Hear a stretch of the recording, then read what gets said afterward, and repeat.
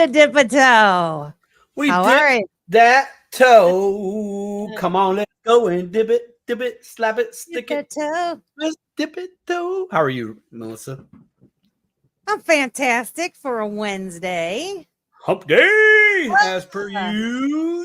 As per usual. I gotta be honest. I'm doing good right now, but the most of the day, I don't know what kind of angry pill the universe swallowed for me, but dude, it was fully on mm. activation today, man. I just didn't matter what I touched, it crumbled in my hands, and I was like, okay, I need to rewind. This better not Yeah. be my Groundhog's Day right now.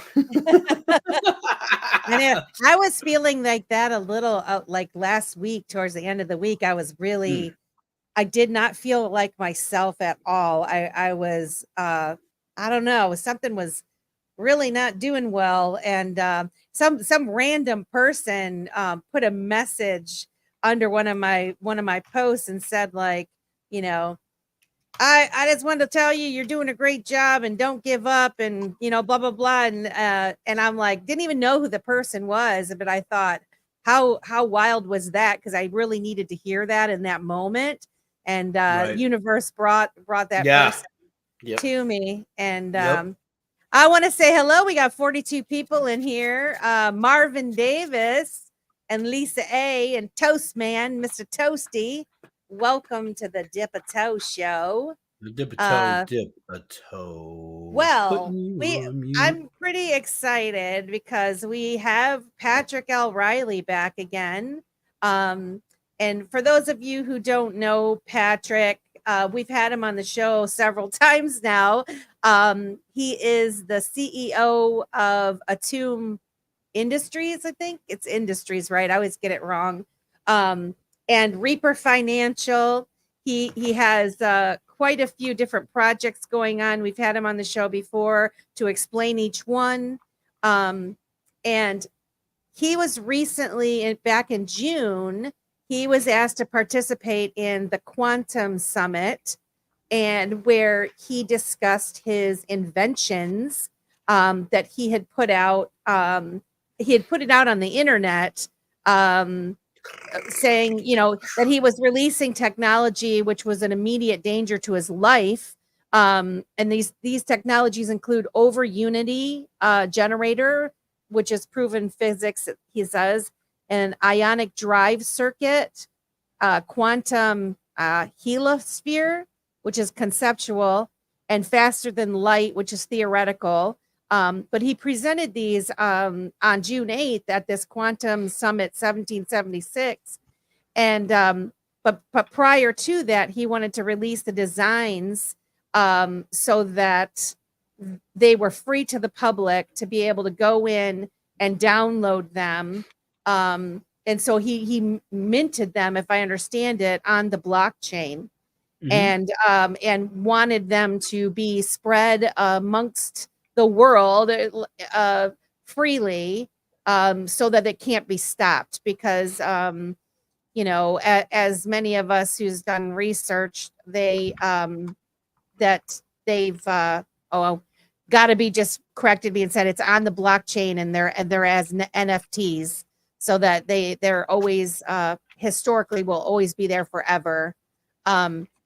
But so anyway, in the past, there's been a lot of people that have come up with inventions, and they turn up gone, dead, Dun dun disappeared. dun. Yes, and so if those of you can imagine, certain technologies and inventions might actually work against the mainstream adoption of current technologies and things, where they might not want this stuff to come out. And so this is someone who came up with this and wanted to go about it in the right way before it was even out there, to have it historically minted forever and free for everyone who's interested in downloading this and trying to build these things themselves, and to also, I'm sure, to get a conversation going. And so super excited about it.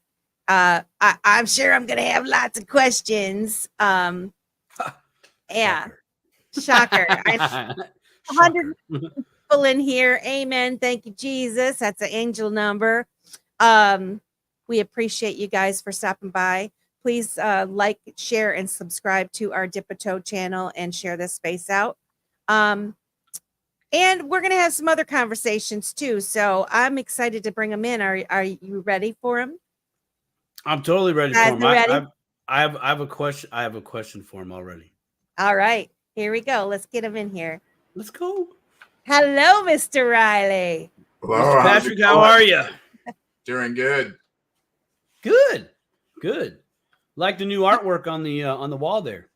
Yeah, that's a X-Stick original that they did for me. I think Greg Pruitt actually commissioned that one for me about a year and a half ago. So I like to throw it up every once in a while. Very cool. Yeah, I love it. I love all of them. All of the ones that I've seen of you guys, you guys have got some talented friends and people behind you. It's pretty awesome. It's pretty awesome. Wow. So this is going to be a different kind of show we're going to talk about inventions, huh? And and some other things. Nugget alert. Exactly.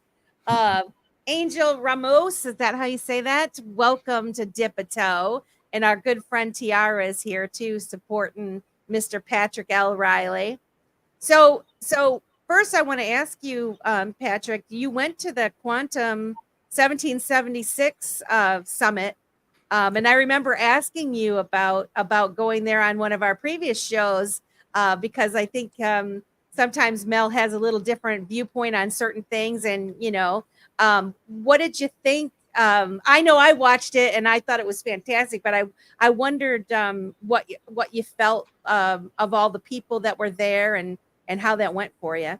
Well, it was great energy, great people. Mel did a solid job putting it together. And I really enjoyed listening to some of the speakers with some very different topics than what, most of the conferences I'll attend or speak at are about. Usually it's just strictly crypto and blockchain.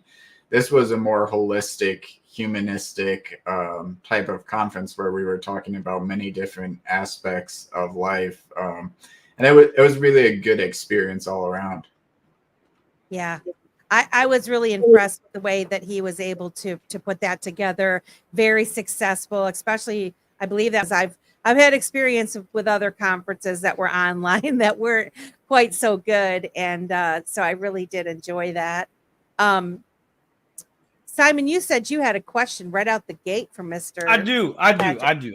Okay. So this is a relatable question, but because of what you've created, right, and the precautions that you've taken, do you think? Okay, I guess this is a 2 or 3 part question.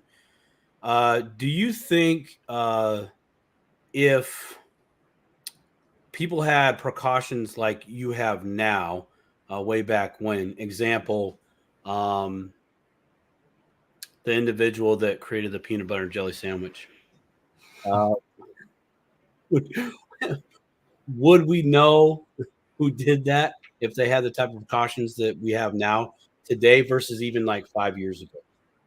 Yeah, absolutely. So blockchain technology gives us the opportunity to record things for posterity for as long as that blockchain exists in time, which is why it's going to be great as we see this technology move really out of finance and into the mainstream applications of data, things like history, things like the news. Of course, we've had some controversial news these last couple of weeks, and who knows how much of that will be memory hold over the next 50 to 100 years, right, as has happened many times throughout our history. So we now have the ability to really ingrain things into an object permanence in a digital sense, as long as that blockchain survives. And of course, the XRP ledger is a very stable and a very resilient blockchain, and I expect it'll be around for quite some time. Absolutely. Well said. When you say it'll be memory holds, and so Is it possible to put then videos and clips and things on the blockchain and mint them? It is. Currently, most blockchains do have a data limit. So I believe for the XRP ledger, and don't quote me on this if some of the hardcore devs are out there. I believe it's 100 megabytes or up to 100 megabytes for the XRP ledger NFTs. So somebody could do a little video and mint it as an NFT then? Is that understand? So like if you wanted to try to, you'd have to make it within those parameters, like the megabyte underneath that megabyte. And so you'd have to do it in like maybe little clips or something and maybe source the whole thing so that people could see that it was real, I guess. Because you're right. I've already noticed with the past events this last week, there's a lot of additions to the story and things that people aren't talking about and all these different things, and people that say certain things and then pretend that they didn't say them. But boy, with the blockchain, it can live on forever, right? Yeah, absolutely. It can be a permanent thing in a digital universe. I often wonder too, like all of our history, some of the old history. I remember, and I can't remember what the guy's name is, but he kind of annoys me, but he's one of the mainstream talk show host type guys. And he had some kind of project where he had a bunch of interns saving like historical documents. And I didn't even consider that he would be trying to do that on the blockchain, because at the time that I heard that, I didn't really realize what blockchain was. I think it was Glenn Beck is actually who I'm referring to. And he had this big project, which had been going on for years and years. So hopefully whatever he was trying to do, they realized that it needs to be on the blockchain and not some other way of historically saving them. But if not, somebody needs to get on that. And there has been recent attempts, and actually I would look to things like WikiLeaks, where of course we know with WikiLeaks there was persecution of Julian Assange for the release of what was effectively journalism from a foreign journalist, was persecuted by the United States, and that didn't turn out so great for him.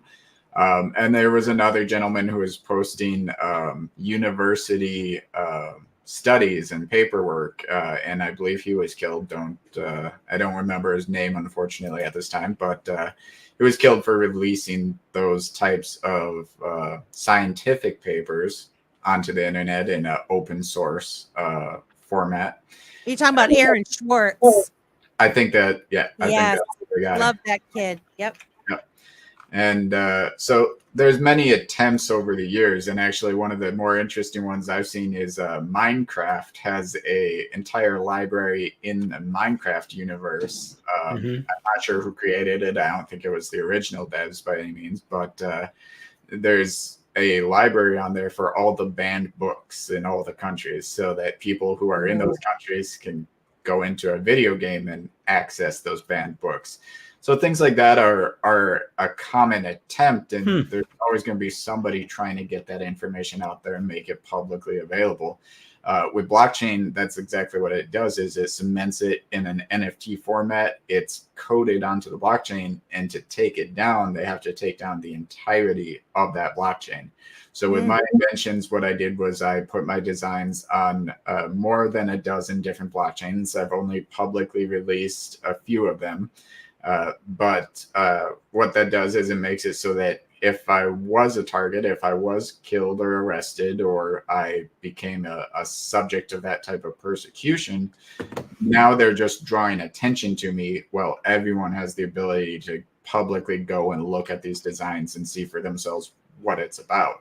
So I've kind of made it difficult for governments to do much about it. And the other side of this is I have not patented any of these designs. I've completely open sourced them. If you do patent anything in the United States, due to the 1951 Patent Secrecy Act, you are asking the government's permission to release your intellectual property at that point. And they'll approve the patent, and then they'll slap it with an NDA or National Defense Act restriction, and say that if you speak about this or release it or build this, that it's a violation of the National Security Act, and you go to prison for life. And that's that. Wow. For essentially espionage charges. So I'm not asking the government's permission, and not giving them the opportunity to suppress this. And I've made it so that if they do suppress me, it will only cause more thorns in their side. And of course, I do have dead drops as well. That's it. We want to welcome in the new mindset, and Joe Schmo, and Bones, Indie Odyssey, and Keita's here, and K Buddy's here, and Crypto Ace is lighting up the chat in there with his chit chat. Welcome, guys. So, yeah, that the fact that you did decide to do this in this way does kind of protect the information, right? I mean, I'm sure it can really piss some people off. Yeah. Gotta be wants to know what are in your dead drops. Just kidding. So I'll answer that to an extent. So in my dead drops, I although I've released these 4 technologies that I've designed, I do have an additional 30 or so designs, and a few of those designs in combination would allow for some very disruptive things for really everybody in the world. And it would be really much more of a problem than free energy or electric rocket engines, or even all of the rest of phase 12 that I'm about to explain. And it could be done very cheaply by just about anybody. So it would be a double-edged sword. It's not something I necessarily want out in the world, but if it ever comes to that, if I am no longer able to renew my dead drop servers, basically, to ensure that remains hidden, then it will come out. And that will be problematic for not just the government, but everybody. Wow. So everybody support Patrick Riley, because we like the life the way it is. I'm all right. Wait a minute. I'm like, back up. What do you mean it'll be bad for everybody? But that's on a serious note. You do have to take those type of precautions at that level. Yes. Very, very much so. As you explained, would you say 1951, right? 51? Yeah, 1951 Patent Secrecy Act. Yeah, Patent Secrecy Act. Yes. I mean, you have something like that in legislation, and then it's kind of just a blanket, do whatever the heck they want to you, type of a piece of paper. Anybody that creates anything that's disruptive, that has the potential to be disruptive, and that's not in a negative way. It just means that it changes things how they are, which would be a disruption. That doesn't boast well with their position. So you have to. My word is respond to that, because if that's in play, you are responding appropriately to what's been presented to you. And it sounds like you've done a very good job of responding appropriately to ensure not only your existence on this earth can reach its full measure, but so does your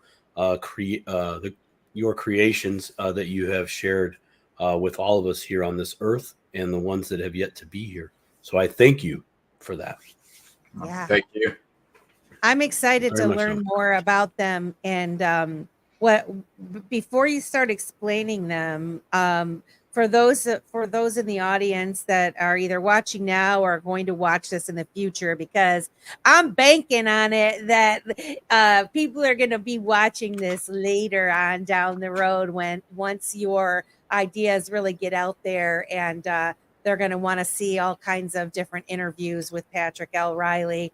So I wanted, if you could just give a quick little refresher as to how you came to invent all of these things, and did you do this all yourself? Are you working with a group of folks?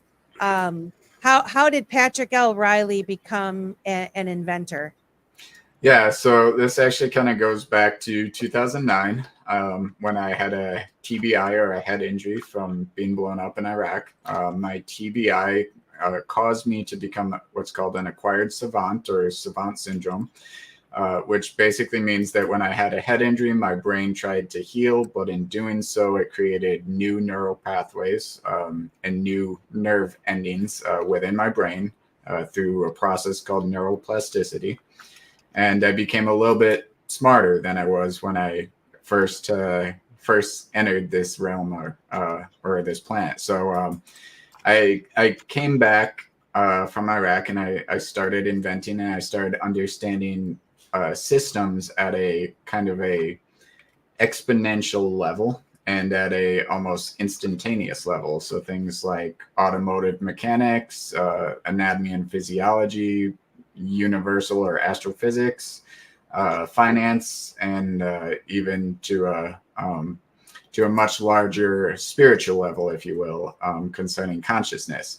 So in that time frame from 2009 to now, I started inventing, and of course, knowing that these inventions would take funding and take significant work and action on my part, I started planning and plotting how I was going to get there in the long run. And of course, Reaper Financial and Ascension Index, Atum Industries in general are all a part of that grander plan to get us to where we need to be, so that these things can be a reality. Wow. That's incredible. I mean, really, your story is very interesting. Just the fact that, you had such a traumatic thing happen, and to come out of it and then actually be smarter, that had to be somewhat surreal when you first discovered that you were retaining information at a rapid pace, and you're like, what's going on here? Yeah. So I was talking with my fiance yesterday about how I could describe this. And the best way that I could describe it is there's a pastor out there by the name of Mark Grunger who talks about men's and women's brains. And the tale of two brains is the TED talk he gave. And basically with men's brain, you have the point-to-point communication, and it's very linear, and you have boxes, and everything is in a different box. So in those boxes, men have like a nothing box, or some men have a nothing box, and whereas women, it's kind of all connected, and it's connected by emotion. And he gets into this whole thing. My brain works in a way that everything is in its own file folder or its own categorization, but each of those folders can exist in superposition in other places in my brain all at the same time. So it's kind of like if I were to, the example we were talking about was apples, oranges, bananas, and grapes. Now, those can all be in the fruit box, but it's at the exact same time, they're all, of course, going to be in everybody's different color boxes. But for me, I've also got them kind of in a, I've got my potassium of my banana off in my explosives box, and I've got my citric acid of my apple and my orange, and I've got like this entire thing all existing in many different places. And any file that I would want to access, it's kind of like if you opened up a file on your computer and it wasn't just what you had put there directly in that file path. Instead, it automatically knows that you've opened a file related to this, and the AI has aggregated all the data that could possibly be relevant to that thing into one location, and it throws it at you in a way that you'll immediately understand. And it's kind of how my brain tends to work. Damn, that sounds like there is an invention that I heard about recently where they put it like in the bone, like by your ear or something, and it's supposed to be Neuralink. Yeah. Oh, is it called? Well, I thought it was called something else, but I guess it is the Neuralink thing where you don't, it's just like in your mind, and you think it, you it's just there, the information's there, and then you speak it like in real time, like a computer in your brain. Like, so what you're describing is like you're looking at all the files on your computer, and you have them all, you know, associated with different things, and you can just grab it, and it's all there, and it all makes sense to you. Yeah, it's kind of like a planetary file system working in some sort of quantum format where I don't have to try very hard to look for anything. It's just immediately available. Isn't that, I mean, I know we're going to talk about your inventions and all this, but like this is pretty damn incredible. I mean, this is, you hear of people, well, when I used to smoke pot, I did a couple times. I remember sometimes I would get real deep thinking about the things that I might not have given attention, were just much more, I was much more into it, and I was coming up with ideas, and making connections that maybe I wouldn't have made when I was not high. And then I've heard of people, you know, doing mushrooms and things like this, and they get these experiences, which I would never, I'm like too chicken to do anything like that. But in any event, that was my way younger days. Well, I don't really do it now. yeah, and I never did any of that till I got out of the military. But I am a amateur legal psychonaut as far as what is legally available. I've tried, you know, THC edibles, and tried mushrooms and DMT. So, you know, the actions going on in your brain when you are under that type of influence is essentially connecting those additional neurons, and you have that additional understanding or vision that you wouldn't normally have. So that is kind of like a temporary savant syndrome or synthesia syndrome in many cases. So for me, it's kind of like the brain injury did connect some of those things, and they just stay connected. Whereas for other people, that is a temporary state. Mm-hmm. I would agree with that. I wonder, because once you realize that you're getting smarter, and I'm sure that causes the chain reaction of, well, what else can I retain? It is kind of like you're expanding your thinking in your mind, and then the more that you learn, the more that you want to learn, because it's happening for me since I've really focused my attention on learning things and asking questions, and, you know, talking with a variety of different folks from different perspectives. My vocabulary has increased. Just so much. I've improved so much. Like, that's my goal, is just to continuously improve and talk to people that are smart, or that I think are smart, and even talk to some people that are dumb because I think I learn from them as well, you know. And so, but for you to have this happen, this miracle happen, and the fact that you're actually taking advantage of it, it is pretty remarkable. And I mean, was it scary at all, or did you just embrace it? Yeah, I wouldn't say scary at any point. I didn't fully understand it until I read a book by another acquired savant in 2014, a man by Jason Paget, who's wrote the book Struck by Genius. And that kind of helped me relate to it, and then understand and put it in perspective that this was what was going on with me. And that also, that same book kind of inspired my path down psychology and forensic psychology, and eventually ending up in PsyOps and my study of consciousness, because I understood intrinsically after reading that book the systems that made everything that happened to me and him through acquired savant syndrome possible. Wow. Simon. I can relate to what he is explaining in the temporary zone that he described previously. There's been many times that me and acquaintances or friends have partaken of the sweet Chiba, and we would have, it's not like we didn't have any good ideas. It was more like the good ideas were behind this wall per se in our minds.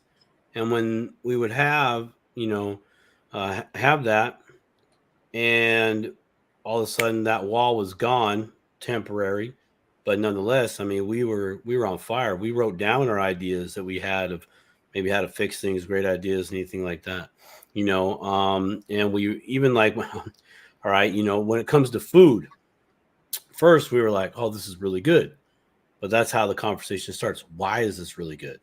What's in this? And then all of a sudden you're on a knowledge quest in your in your 4-hour journey with Mary Jane. But in that moment, or in those moments, you don't really, or at least I didn't, you don't really have that, why am I so smart right now, or whatever, how come all this information is, you're just in that moment. Later, however, you make correlations to that. And I would imagine that happened within a nanosecond with Patrick here. I was describing it, why am I, don't have an answer yet. He got his answers in a book, and it made sense like that. And for most of us, we still have this wall somewhere in here. Neurons are not connected all the time. Right. So, but the question still remains, how come I can with this versus how come I'm unable to without? And that's been a very interesting question of mine personally, because I've done a lot of sciencing with just THC, medical stuff for my wife initially. And I know we're kind of going off the rails here a little bit on topic, but it's totally relevant. What I've noticed in my own journey with this is I have found specific strains that I have that allow what I would call my disabilities to take a back seat. Okay, that's my word for disability. The things that a part of me that gets in my way, and it's removed enough to where I can recognize, okay, it's removed. Now I can do these things, and etc. And then of course, the after my partaking's over with, the next day, actually it's usually about 3-4 days after, then I start to kind of go back, what I would call, to the old me, if you will, or just my normal thought process. My roadblocks are back. But within that 4 days, I noticed that I'm able to handle a lot more real world BS, in my opinion, in my words, at once. And my response to that is very calm, very calm. And it was my wife who actually really kind of brought it full circle, because I'm in my own head. I'm like, I don't trust myself. Shut up, you do too. No, I don't. Blah, blah, blah. It's like this ongoing conversation, right? So here I am listening to Patrick right now, though. I've had those thoughts and thought processes for years. He had it in like 5 minutes. Okay, he had arguably, the Matrix move, in the back of the head, upload the information. Oh, we're good. Wow, how was it? What a rush. Let's do it again. Got another book? A little bit like that. A little bit like that. But there's this point where, because it made sense, it totally removed the emotion off the table. And I've experienced that over time, slower, arguably. But it's very much there. I wish we could just connect all our neurons. That'd be great. Probably be a little bit better place to live. Maybe. I don't know. Yeah, well, we still got desire in there, man. And sometimes even, a couple of potheads in the kitchen, sometimes there's a little beef of what to make, and it's an ongoing some great debate. Food I know you can, but it doesn't stop there. It doesn't stop. Yeah. That's a classic example of I need to get a good idea. Okay, let's go out in the garage for a minute. Okay, let's come back. What do you want to do? So anyways, I just think it's pretty cool with you, with the fact that you are able to retain something so quickly, and then it stays. And if I was around you, I'd probably be testing you all the time. I'd be like, read this. Well, what do you think about this? I'd be constantly, what do you think, Patrick? What do you pay? I'm like, I got your number and I got your thing, and I'm like, don't ask him any questions, Melissa. Don't be the weirdo that's asking him all these random questions on the internet. But I think so. Person. I'm super impressed with just even the fact that you've got this now. You're learning all these things, but you're wanting to give back to the world. These ideas, these inventions that came to you, and the fact that you've been so bold with it, and putting them on the blockchain and minting them as NFTs and sharing them with the world.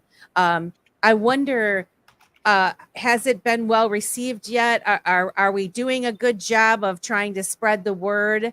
I think we probably got a ways to go.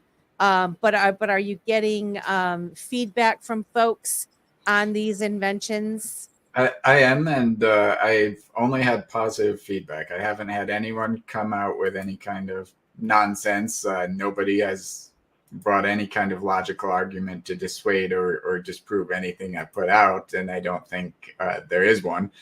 But I did have an invitation from Karl Casey to go on and do a show with her, which I did about a week ago, and that was very well received. I've got quite a few emails from her audience requesting the plans and requesting more information. So I'm very grateful for that contact. I will be on again with her on the 26th, so that should be good as well.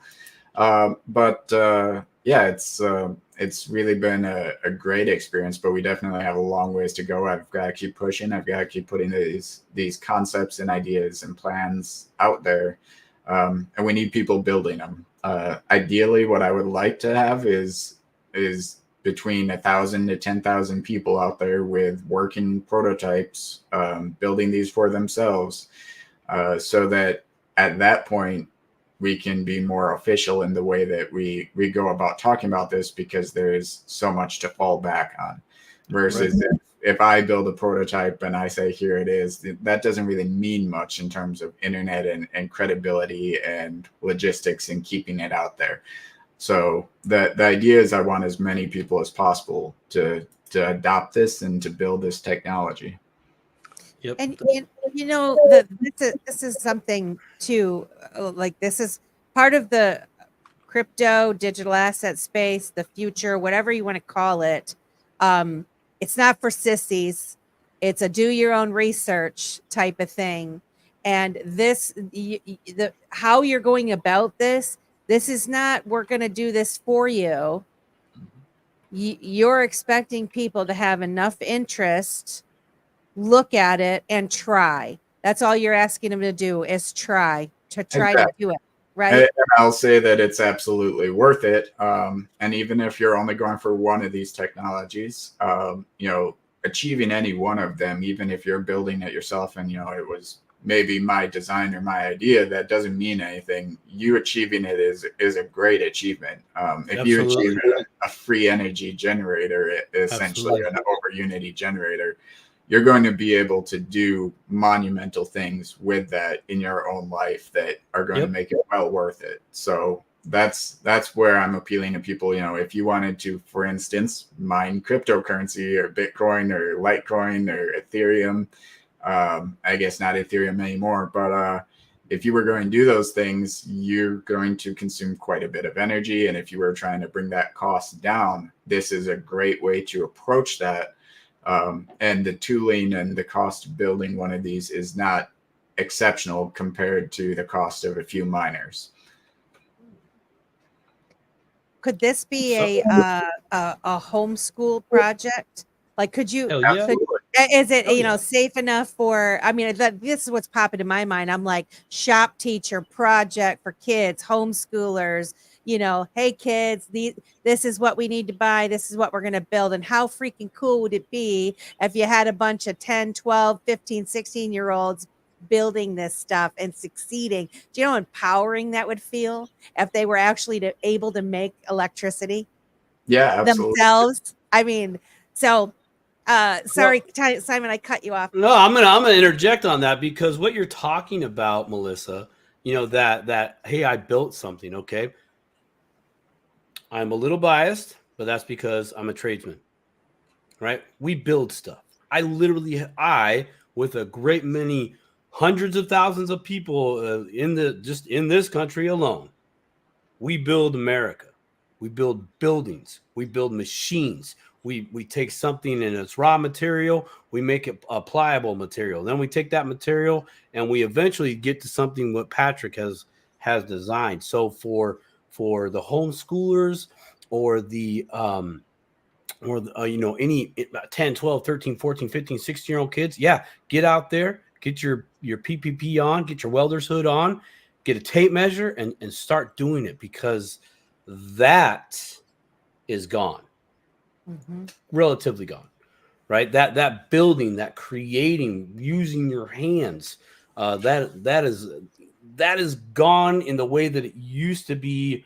I guess idolized maybe in like the 40s and the 50s and the 60s, And I'll say it's coming back, because AI is going to wipe out all the data entry jobs, all the telemarketer jobs, all the customer service jobs, all the most of the internet and tech. I can weld, baby. I get my hammer out and I build something. Exactly. So manufacturing is, robotics will be a thing, but actual making of handmade products is going to make a comeback in the next 50 years in a very big way.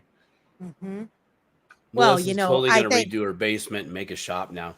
I mean, like, but I mean, I think if you just think of like how what people find attractive or what they like is things that are different, unique, and that sort of thing. And so as we move towards a more robotic, automated world, I can see hand-built items being sought after because they are unique and, a different, so to speak. And so, like, I'm always the optimistic type of mind. I want to put that out there, is that, just because we move towards this direction with automation doesn't mean that it's going to be all doom and gloom and terrible, because like you're suggesting, there are so many ways that we can do better and build things and contribute.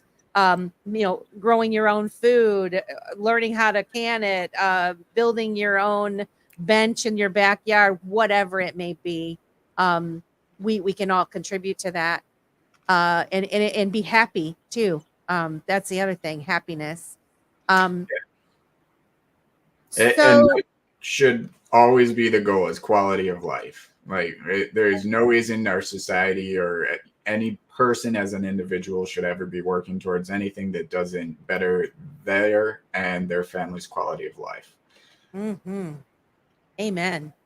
Well, what do we say we dip our toe into some of these inventions? Right.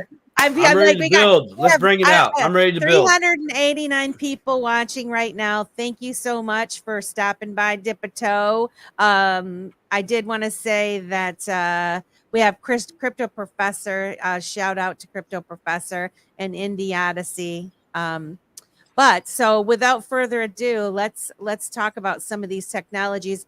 If you guys put it in the chat, if you want us to make this full screen or if this is good enough, let me know how you want to see it on the screen. There we go. Yeah, let's do that. All right. So now at Quantum Summit, I'm using the same slides here, but I presented the 4 different technologies and 2 specific use cases. There is infinite use cases for these technologies. Now, as I mentioned before, they're open source, unpatented, minted to the blockchains. Now, I know last couple times we talked technology, we breezed through it pretty quick, Melissa. Yeah, way quick. I'm going to try to slow this down. I'm going to try to allow for questions so we can kind of deep dive this. Love it. And y'all can ask whatever you like. That slide didn't didn't apply. First technology is the Riley radial. So I'm going to zoom in on that. So now the Riley radial is the body of the device as I had settled on it. So in 2009, after I had my head injury, I asked a real simple question: how do I get force without an explosion or exhaust in a motor? And the answer is electromagnetism. So this body with the blueprint shown here is 30 centimeters in diameter. It's 29 centimeters from this outer edge that I'm circling. I don't know if everyone can see my cursor there on the screen. Yep. And it's 21 centimeters at the center as a center hole. And then we have 4 centimeter piston clearances in 8 different piston clearances in a rotation of 45 degrees each. Now, around each of those piston clearances, you can see a little box in there.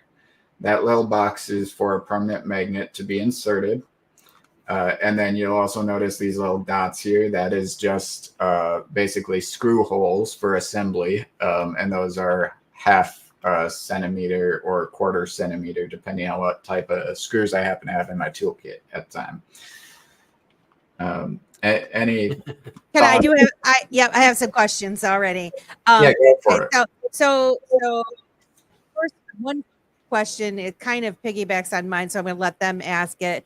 Boone asks, would this radial replace our everyday vehicle engines? It certainly could. You would still want to have some form of battery and some form of electric motor to specifically drive either the transmission or to drive the wheels. But it could certainly power it and replace regular vehicle engines. Okay, so immediately when you started explaining this, I was like, okay, I guess I have to back up with the reason for this. You're building a motor, basically, right? This is the beginning of building a motor. Yep. And you why? And I guess for those people that don't know even how a motor works to begin with, for you to even ask that first question, how do you get force without an explosion or exhaust in a motor? What does explosion and exhaust do in a motor to begin with? Yeah, so usually, and I kind of started with V8s. Like I said, I got back from Iraq and I started building cars from the frame up, and I liked the Chevy 350 because it was the most common block ever made in automotive history, and it was also pretty awesome to stroke one out 30 millimeters to a 383 stroker, which is technical. You don't even know what that means. Basically, as I started building motors and thinking about the way I could improve upon the design, with a standard V8, you have your pistons canted at a 90-degree angle to each other, 4 on each side, and on top of those pistons, you're going to have your I'm losing the word here, your piston heads, as well as your spark plugs and your fuel injection. So your fuel injection goes into the piston chamber, your spark plug ignites it, and that pushes the piston down. The piston is connected to a rod, and that rod is connected to the crankshaft, and it causes rotation. That rotation is connected to either your flywheel or your clutch, which is going to drive your transmission and move your car. So essentially the entire point of a standard V8 motor or a standard car engine or any engine or motor is just to cause rotation. That's what you're going for. You just need something to cause a sustainable, powerful, high torque rotation. And that is what is going to cause you to be able to move an automobile or to create electricity. So most cars use a standard alternator, and I do have a slide of a regular alternator in here later. But basically, whether we're using nuclear power or hydroelectric power or wind energy, pretty much anything but solar, you're only really creating energy by turning a permanent magnet within a copper coil. That's it. Like people think the nuclear energy is coming from an actual like nuclear reaction, but that's not what's actually doing it. They're using the nuclear reaction to heat up water, and that water is creating steam, and that steam is still turning a turbine, just like if you were running a turbine on a dam and hydroelectric power. So rotation is really what this is all about, to create electricity or Thank to create you. Yes, thank you for explaining that, because I kind of I get it. I get it much better now that you've explained it in that way, just to even understand why you asked that question to begin with. As far as, you know, why you would need how you could get force without explosion or exhaust in a motor, because the exhaust, like Ryan has said, like up at the university there, they have like a reactor that they use waste to create the steam, to boil the water to create the energy, right? Yeah. And then I've heard people debate on, you know, this energy, different kinds of energy sources where they don't use, you know, they think they're not using any kind of gas or coal or anything like that, but they really are, because they're doing that so they can boil the water, right? It's all about that, getting that force. Exactly. And that's really all it comes down to, is creating force. So how do you create force and use that force to enact a rotation? Which is why I ended up settling, instead of a standard V8, which is kind of where I started, I ended up settling on this circular design, which is a radial design, because you have a full rotation. And that means I have more opportunities to apply force, and I don't have any you know, pushback or friction or opposing torque forces. Oh, okay. So now that you explained that, can you explain again where you're talking about the circular, where you've inserted the magnets into these different holes? Yep. Yeah. Can you explain that? It'll make a little bit more sense with the next slide, I think, here. So now this is just your standard dipole magnet, and it's a permanent magnet. There's no electricity applied to a permanent magnet. It simply has a permanent magnetic charge that can last, you know, hundreds of thousands or millions of years. This is your magnetite or your iron ore magnets, or your ceramic magnets, neodymium magnets, things of that nature. And if you apply a North Pole against a North Pole, or a South Pole against a South Pole, you get what's called magnetic repulsion, which is that they force each other apart, and they do not allow those two magnets to make contact with one another. Now, this is a very normal thing. This is not anything that's crazy, science-y, anything. So if you don't believe me, find two regular magnets and turn them until you can't put the two sides together, and that's how that works. So this is a very basic design or depiction of magnetic repulsion. And there isn't really any such thing as a north and a south pole. There's just the orientation of the electrons, but we don't actually need to get into all that depth of it. Sure. So now let me go to the next one here. So on this one, you can see that I marked some of this as red. So the areas marked as red, including these slots that are around the piston holes, these are where we would be putting permanent magnets. Now, those permanent magnets, like I said, they are not moving by themselves, and they are not causing motion. They are simply causing magnetic repulsion from any other permanent magnet that has an opposing pole to it. So in this case, with the bottom of the design here, you can see I put basically a base plate, and I dropped a lower half of the crankshaft into that base plate. Now, the base plate has a permanent magnet at the bottom, and on the bottom of the crankshaft, there is a permanent magnet opposing it, so that crankshaft is basically floating over the base plate. And then we also have a permanent magnet sitting attached to the top of that partial crankshaft. And then you have those permanent magnets that I talked about earlier, which are inserted around the piston clearances here. So can I ask a question about magnets? Yeah, absolutely. So this is I like there are no dumb questions, but are there different kinds of magnets, or like where would someone get a magnet like this, and can you just use any magnet? Or so there are all types of different magnets that you can get. You can go on Amazon, or you can go to Home Depot or Lowe's or Ace Hardware, and you can get different types of magnets that are, you know, iron ore magnets, or you can get ceramic magnets, which are usually some of the cheapest and most efficient for this purpose, or neodymium magnets. I will say that if you're trying to build this, neodymium magnets are hard to work with when it comes to cutting or shaping because they're very brittle. So you probably don't want to go that route.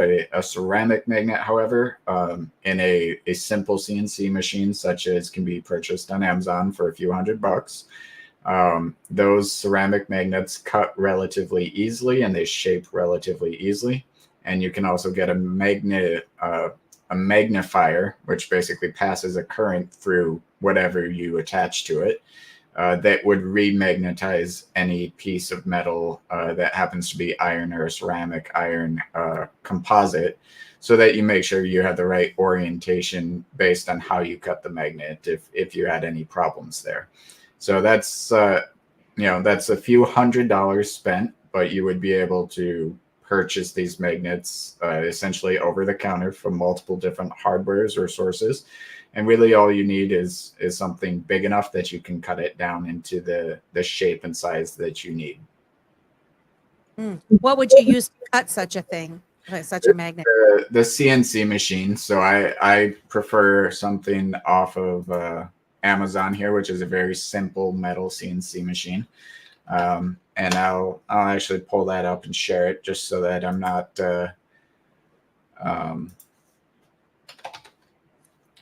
being a little bit obscure here. I want people to see exactly what I'm talking about. So let me switch to a different screen.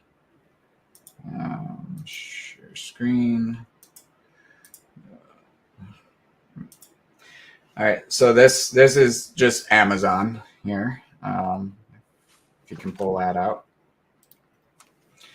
Yep, so this is just Amazon, and here you can see there's plenty of options, but just a cheap CNC machine such as shown here for $400, or there's even smaller ones for $150. These could be used to essentially secure the ceramic magnet or permanent ceramic magnet, and using the right bit, you would just put it into a computer program, a 3D CAD program, that you mapped out what size and shape you need for that that magnet, and you could run it through there and it would cut it for you, and your part is ready to go. Okay. Interesting. Now, Darren Baxter says, even without friction, could there be heat generated from the rotation of the main crankshaft at high RPM? That depends how high the RPMs are. The easy answer to that question is yes. The more realistic question to that answer is that you would need to be at many hundreds of thousands of RPMs, whereas a regular motor typically runs up to 10,000 RPMs. A Formula One car runs up to 15 to 18,000 RPM. So this is going to run a very high RPM before you would ever encounter any kind of heat resistance based on the magnetic repulsion. You would, however, have winding resistance in the alternator, and that is going to be based on your material sciences and basically your construction methods. So, of course, if it is getting hotter at a higher RPM due to winding resistance of the alternator, and I know I'm getting a little technical, so this might go over people's heads, don't worry about it. Essentially, you would be able to create a system to gap that alternator further from the winding resistance so that you lower that temperature should it get up to that temperature, but then you may be creating less electricity. That all comes down to tuning and the material science properties. Right. Some folks asked if you could Some folks asked if you could share the link for the magnets also. Yep. Yeah, So yeah, there's many. Oh, sorry. Yep. There's many different options there, and I would say you are going to have to shop around a little bit. But my primary source I would use is Grainger. Grainger is an industrial supplier that is available throughout most of the U.S.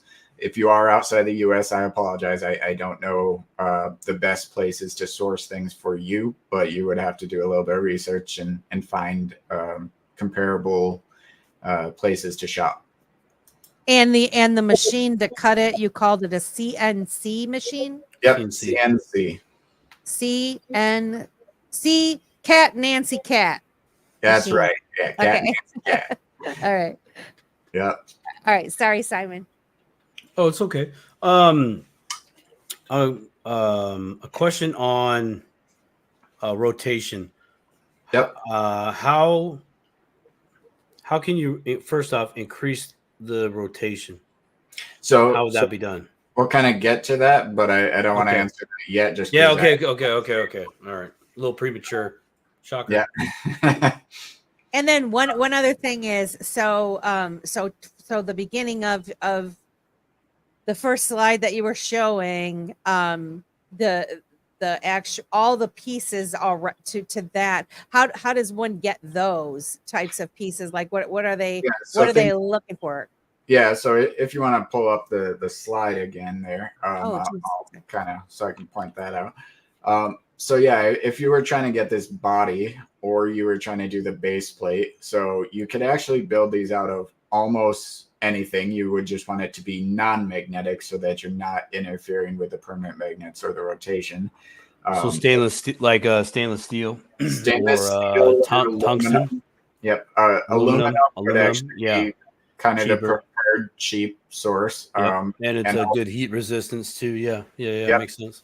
And alternatively, you could 3D print this in many different materials, PLA, PGA. Now, if you do 3D print it, I will only caution that there is warping that can happen with a 3D print, and that's just based on temperature, not necessarily temperature produced by the motor, so much as temperature ambient to your print. So you may have some dimension issues if you do that. But as far as just prototyping, I highly recommend doing it on a 3D printer first before you go and CNC a 30 centimeter block of aluminum. Could you do it with wood? Darren Baxter wants to know if you could do it with wood. And then he says wood warps, which is true. Yeah, you technically could do this in wood, and various different types of wood could be practiced with. Wood warps differently depending on the grain and depending on the type of wood, or you've got your hardwoods and your softwoods and your very dry woods and your very wet woods and things of that nature. I am not a carpenter, but I'm sure if you are a carpenter, you would probably be able to choose some heat resistant wood that would be a good fit for this application.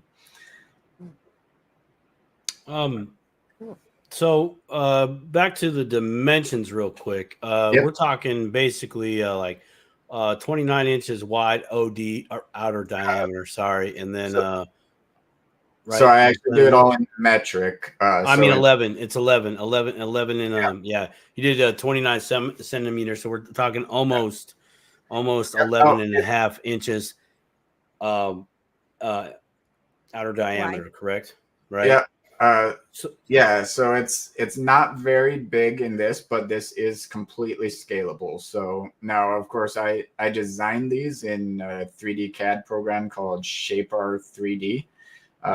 With that, you could simply scale it to any percentage of what you want. And if you could build this small enough to go inside of a wristwatch, obviously a wristwatch has many complex moving parts. And if you're someone that manufactures wristwatches, you would probably be able to build this design into a wristwatch and make it effective. I don't have anything to tool at that scale. So I've chosen this scale as the most easy to work with for my purposes. But it all depends on what you want to apply it to. Okay.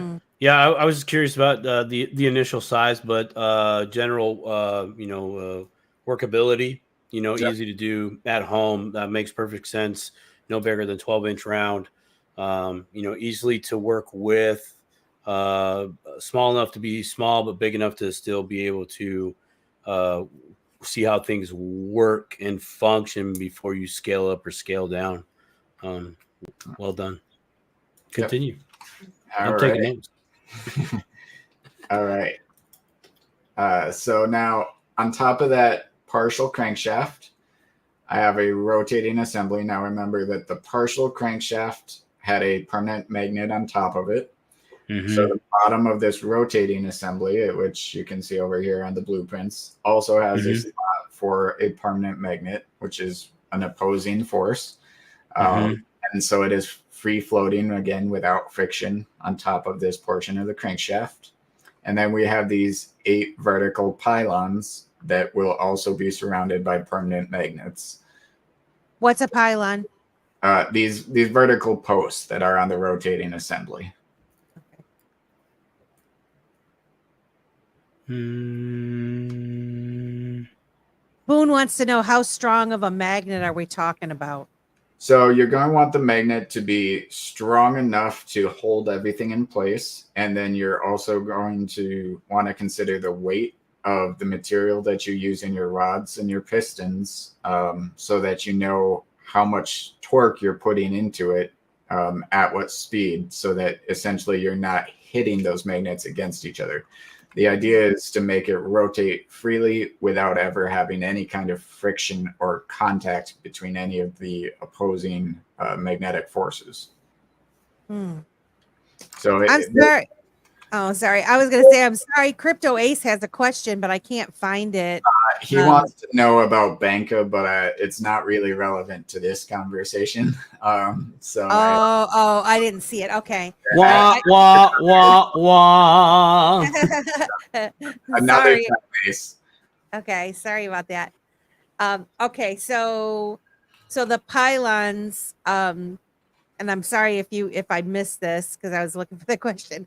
The pylons in the red, are those magnets around the pylons? Yep. So you would have a metal core here that can accept a round cylindrical magnet over it. Inside the shaft, yep. How the heck do you get I've never seen a magnet with so that is why it's important to be prepared to machine or CNC cut your own magnets and your own shapes, because if you don't, you're not going to have an easy time completing this design by any shape of magnet that currently is market ready and available. They're generally just not very accommodating for this application.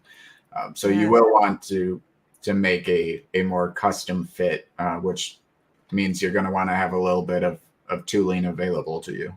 Could you, you could buy those round magnets like that, could you get the round magnets and then like punch a hole through it? And if you wanted to try that,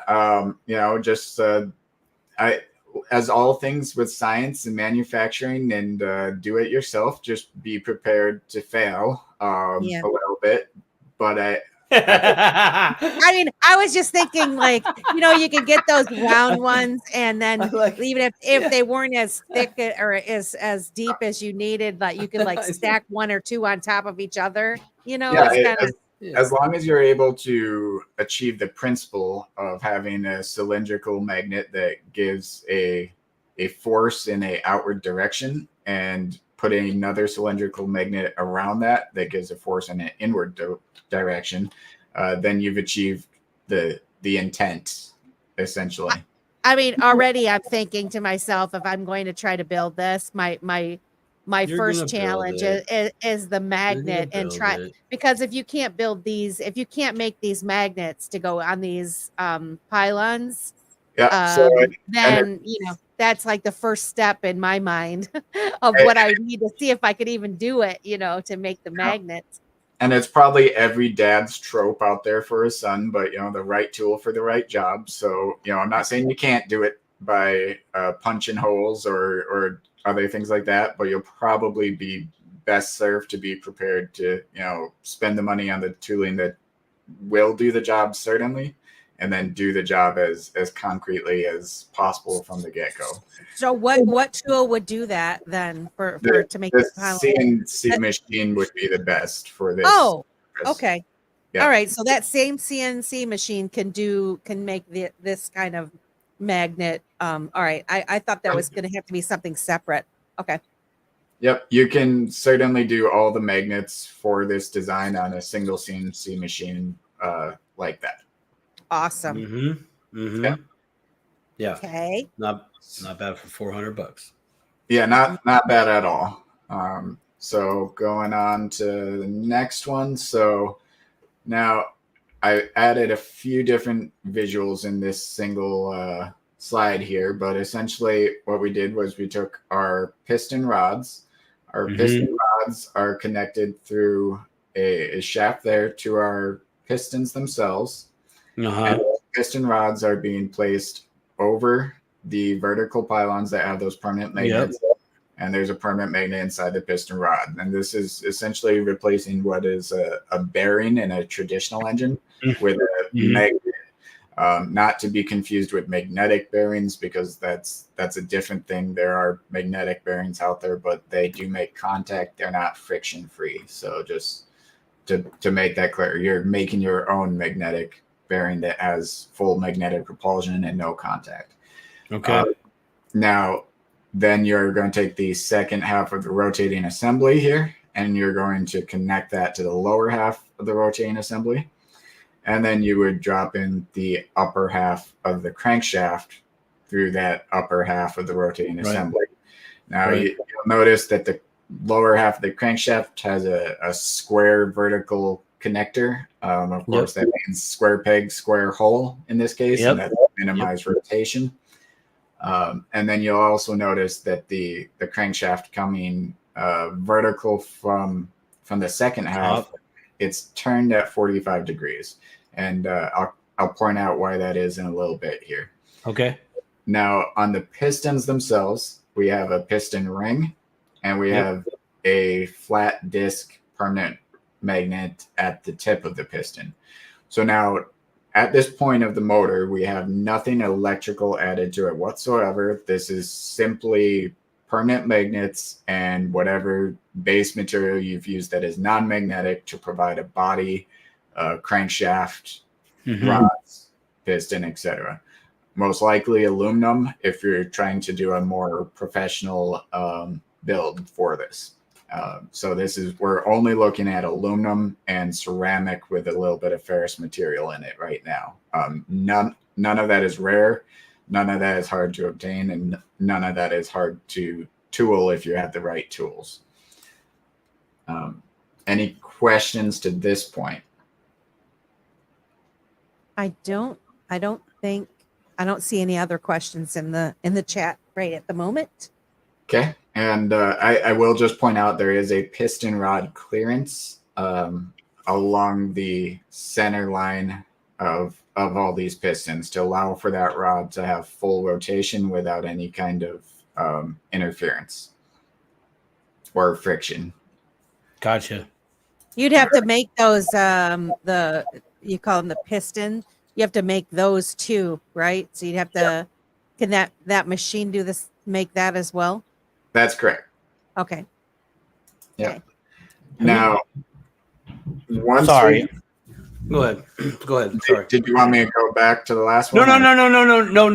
I was gonna touch on the CNC machine. Like, I was just curious if Melissa, you've seen any type of machine cut out a pattern. I really haven't. That's why I'm kind of fascinated by this whole. I've heard of like 3D printing and all these things, and I don't really understand what that even is, to be honest with you. I'll show you. I don't know if you want to switch the screen there, but I got a couple. My whole closet of my office is two 500 millimeter 3D printers over there that do a lot of work. So. Oh.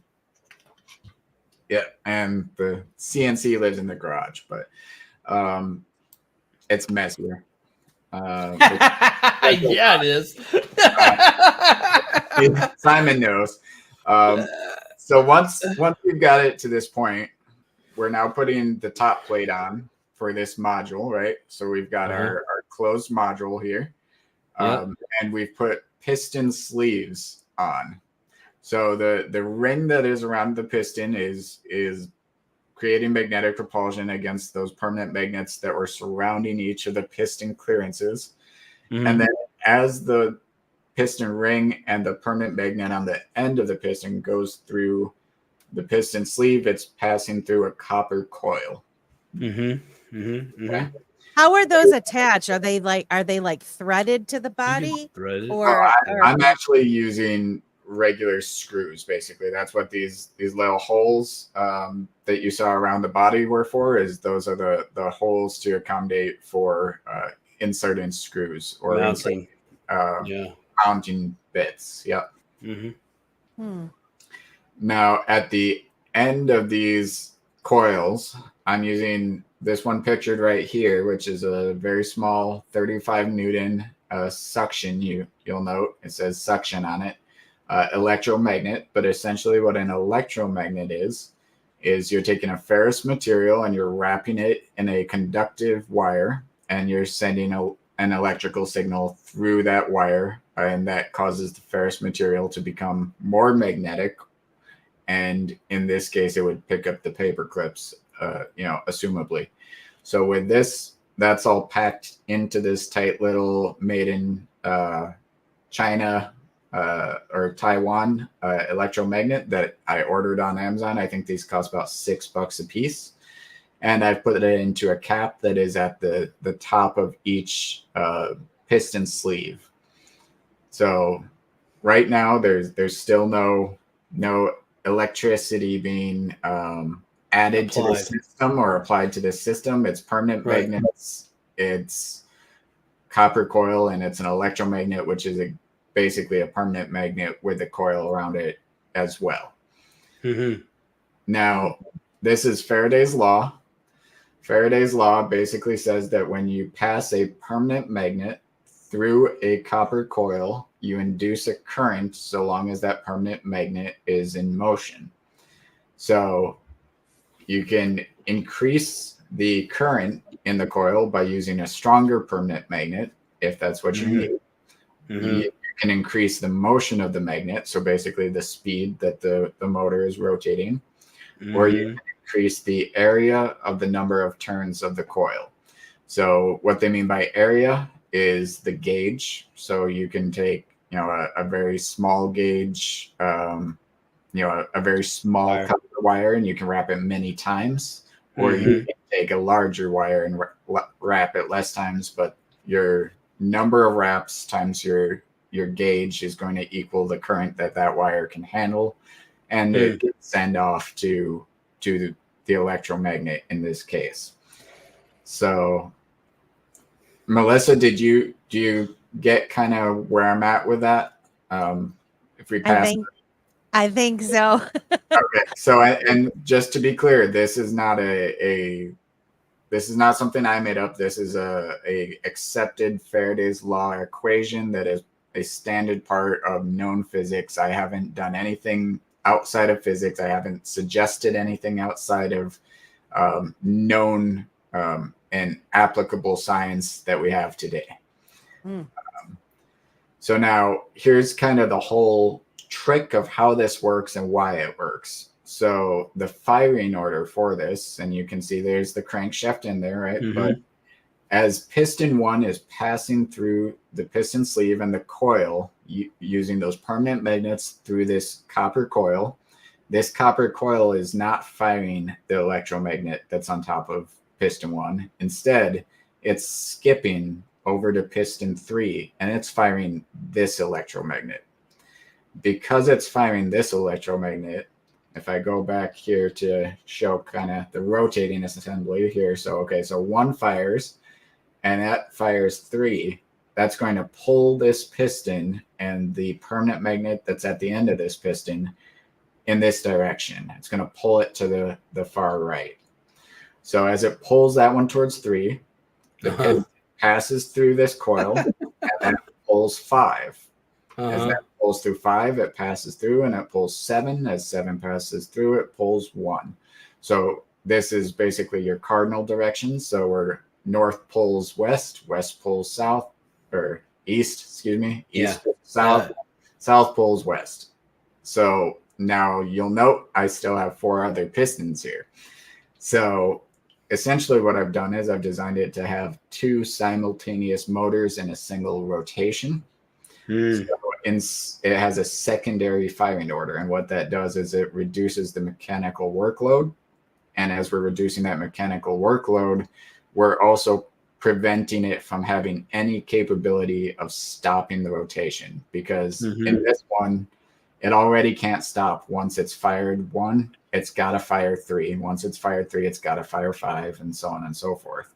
So the orientation of the rotating assembly from northeast southwest would always be in the same direction as it goes around this, but those 8 different lines are creating a circle. If you've ever seen how that geometry works. Now, this firing order, instead of just pulling, what we're going to do with this is we're going to reverse the polarity on our electromagnets, and all that means is instead of having it's not a fancy Star Trek term. It's literally means we're crossing our wires. So instead of attaching our live to our live and our live to our ground, we're attaching our live to our ground and our live to our ground to our live, right? So now instead of the electromagnets pulling, these electromagnets for this firing order are pushing. It's going to push. So what that does is as 1 is going up, 5 is pushing down. And then as 3 is going over, we have 7 pushing across into it. So what this again does is it creates a single directional motion that is enforced by 2 different motors that have been completely denied the ability to rest, and it reduces the mechanical workload for them to do so. And once again, there is no friction in this system.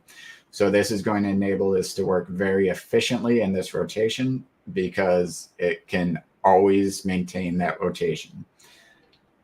Now, with this single module that we now have completed, we have 2 free rotating ends, and these free rotating ends are now what we can connect to an alternator. But because we've designed it as a radial motor, now we can actually stack these. So instead of putting the upper cap on it, we would simply put another crankshaft with a 45-degree rotation, and we'd be able to stack these modules potentially infinitely. And what that does is it ensures that a different piston is firing, assisting in the rotation for the next module that is above it. So this is a standard alternator. I did say I'd bring this up, and this is kind of scary looking to a lot of people, but this is in your car or your motorcycle or whatever you're driving right now. Even if you have an electric car, you probably have an alternator in there. And essentially the point I'm making here is that this entire thing functions by having a rotor, which is these permanent magnets, and they're using regular bearings, and they're rotating it inside of a stator. That stator has 3 different copper coils at 120-degree turns with 6 leads coming off of it, which go into a rectifier to make it your DC or AC power.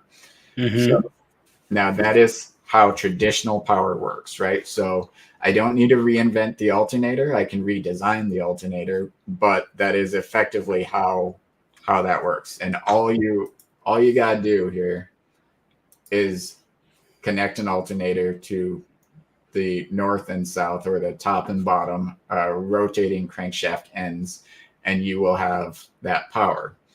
Now, what that means as far as scientific facts. So as long as the rotation is not overpowered by friction, and again, we have the magnetic repulsion, and our magnets can always be stronger magnets, or our electromagnet could always be weaker so that it does not cause a collision between our magnets. as long as the passing of the permanent magnet through the coil is sufficient to power the electromagnet. Now, again, that is controlled by the strength of the permanent magnet, and it's controlled by the area and the number of turns of the coil. So again, no additional electricity from any outside source is needed to fix that problem.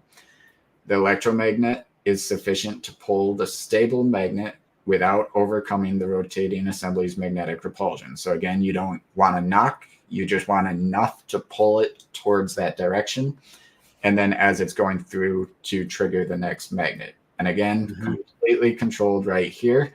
Nothing from the outside has to be added to this system. The force of the rotating body is sufficient to overcome the alternator's winding resistance. And what I mean by that is that this alternator, now, of course, it probably wouldn't be your standard car alternator, although you could use this. As these permanent magnets are rotating inside of this stator, there is what's called a winding resistance, which is basically the electricity being created is giving a little bit of feedback.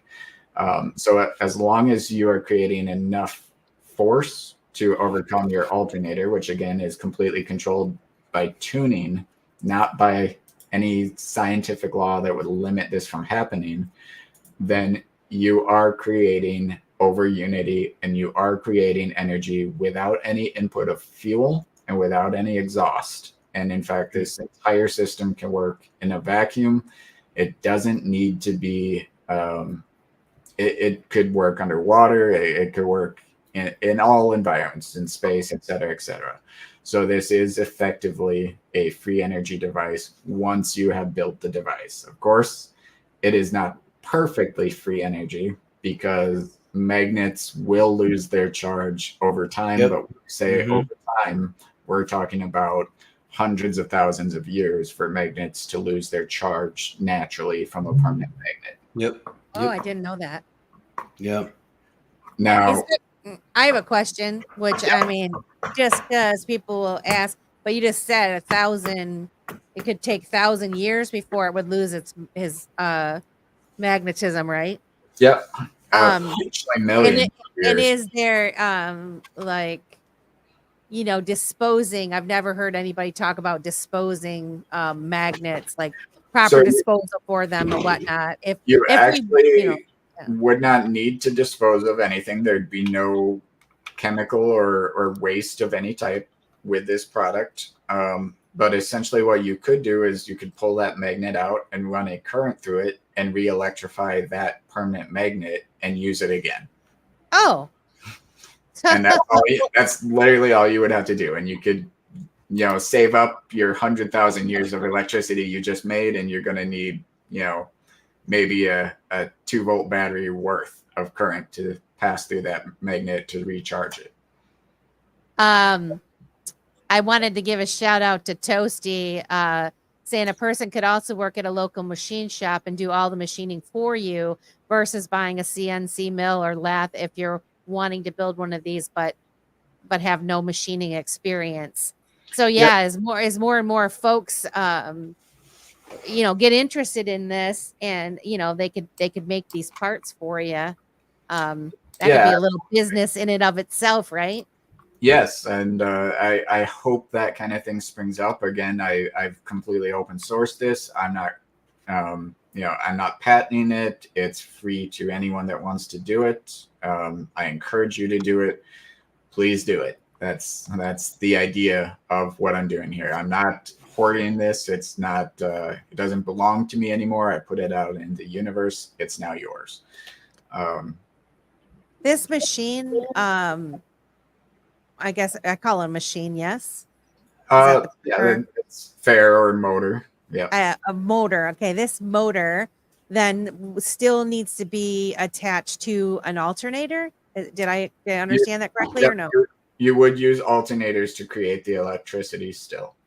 Okay. So the alternator is the avenue where you you connect it to this motor. The motor creates the electricity, or the force to create rotation. So the alternator creates the electricity. Yeah. Okay. All right. Yeah. And so, you need to. Okay. Yeah. So essentially what I've provided is a way to make things turn. And I know that sounds extremely simple, and that's because it is. It is, yeah, right.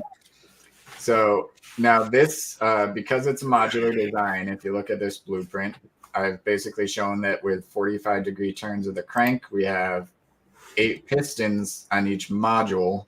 So if you were to do 8 modules in a stack, you would have a full 360-degree rotation going on. And that means that for each module, you would have a different piston firing in a different position at all times. And that means that an 8 stack is basically the most efficient that you can make this motor. Now, because you've got a top and a bottom alternator, what you can now potentially do is you put your alternator that's on top of this stack, and you use it to assist in firing the electromagnets in the firing order that each one would be firing for its module. So basically, you've supplemented each of those electromagnets in a 360-degree rotation as it fires down. And now, because you are producing energy, sending into that alternator, and that alternator is supplementing, now you can create exponential rotation and force. And you're really only limited at that point by the material sciences, basically the speed of rotation at which this thing would shake itself apart or melt. But that's going to be a very, very aggressive rotation. Now, you can also limit the way that you're supplementing that by using the timing of the crankshaft, which is every time it passes a certain point, that is when you would fire the supplemental charge through this 360-degree rotation of the stack. And that means that now you're effectively creating a high torque scenario on your other alternator that is at the bottom. I guess I'm lost on the I'm trying to play. Hey, I'm just gonna be transparent. I'm trying to. No, it's all good. It's okay. And please don't, Melissa. I'm not laughing at you. I'm having my own flashbacks. Like, do it again. Yeah. I mean, this is recorded, so I love that it's recorded because I can go back and listen to it. But so I'm like listening to it, like.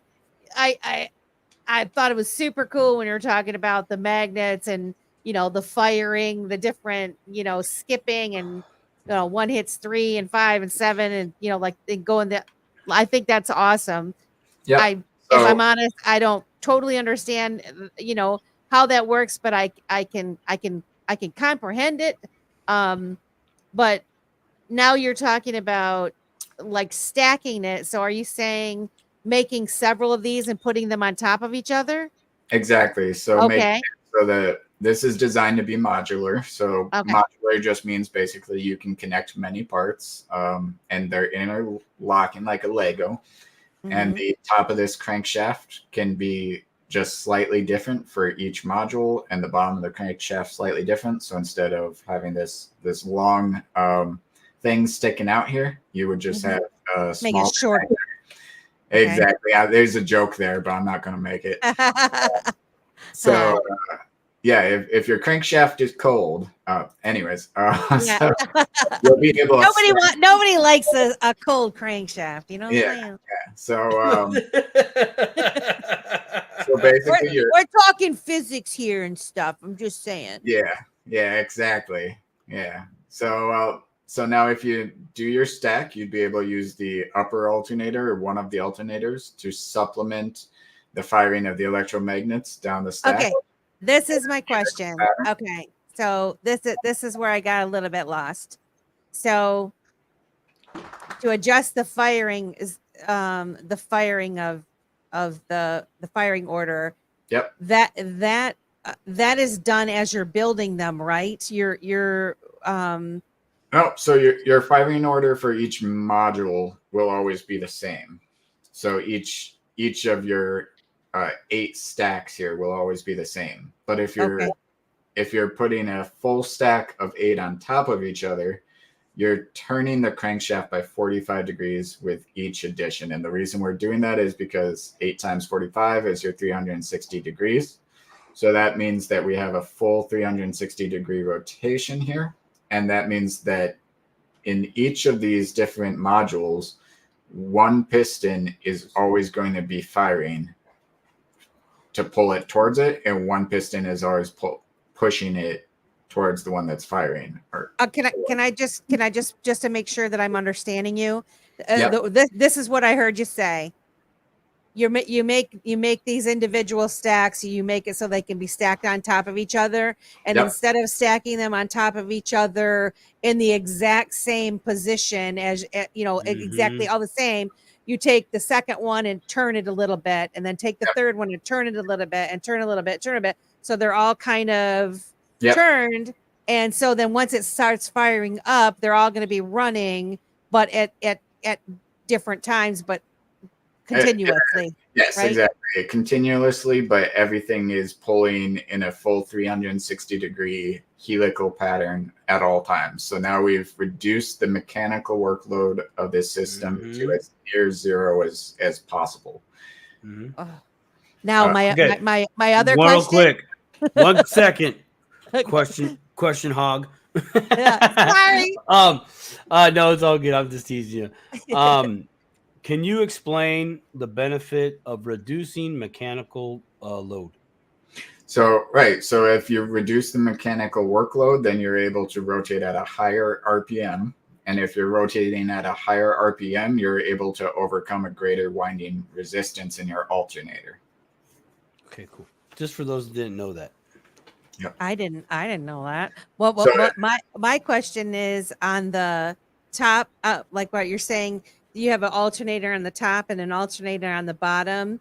Yep. And the alternator on the top you can use to assist. I don't know if I'm using the right language with the firing of the pistons. I don't know what I don't exactly. So you'd be. So how does that work? Tell me. So you're using the electricity that's created from this to actually assist the motor itself? That's correct. So basically I'd be looking at my crankshaft, and by looking at my crankshaft, I'd say that, all right, when this piston over here is fully extended, I want to assist the one that is 90 degrees turned from it additionally, so that by giving it that additional power into the electromagnet, so say piston 1 is being pulled, I want piston 3. Let me go back here a little bit. So piston 1 is being pulled, and I want piston 3 to fire, and it's already going to because this is passing through. But I can measure that my crankshaft has this portion here is rotated so that this one is firing. So I know where it's at. And I'm going to use my alternator above with a crankshaft timing sensor, and I'm going to assist 3 in firing harder or faster than it would be firing on its own. And then I don't actually have to assist any of the other ones in this module. Instead, I'm going to assist the next module that has a 45 degree turn. So I'm going in this same pattern you see here, this rotation of the crankshaft every 45 degrees. So I'd be assisting piston 3 here, and then I'd be assisting piston. And how do you assist? Down here. What do you do to assist? Basically, I'm just connecting a wire from the alternator up here to piston 3. And then from piston 3, I'd be connecting to piston 5 on the next stack. From piston 5 on this stack, I'd be connecting down to piston 7 on the third stack, and so on and so forth.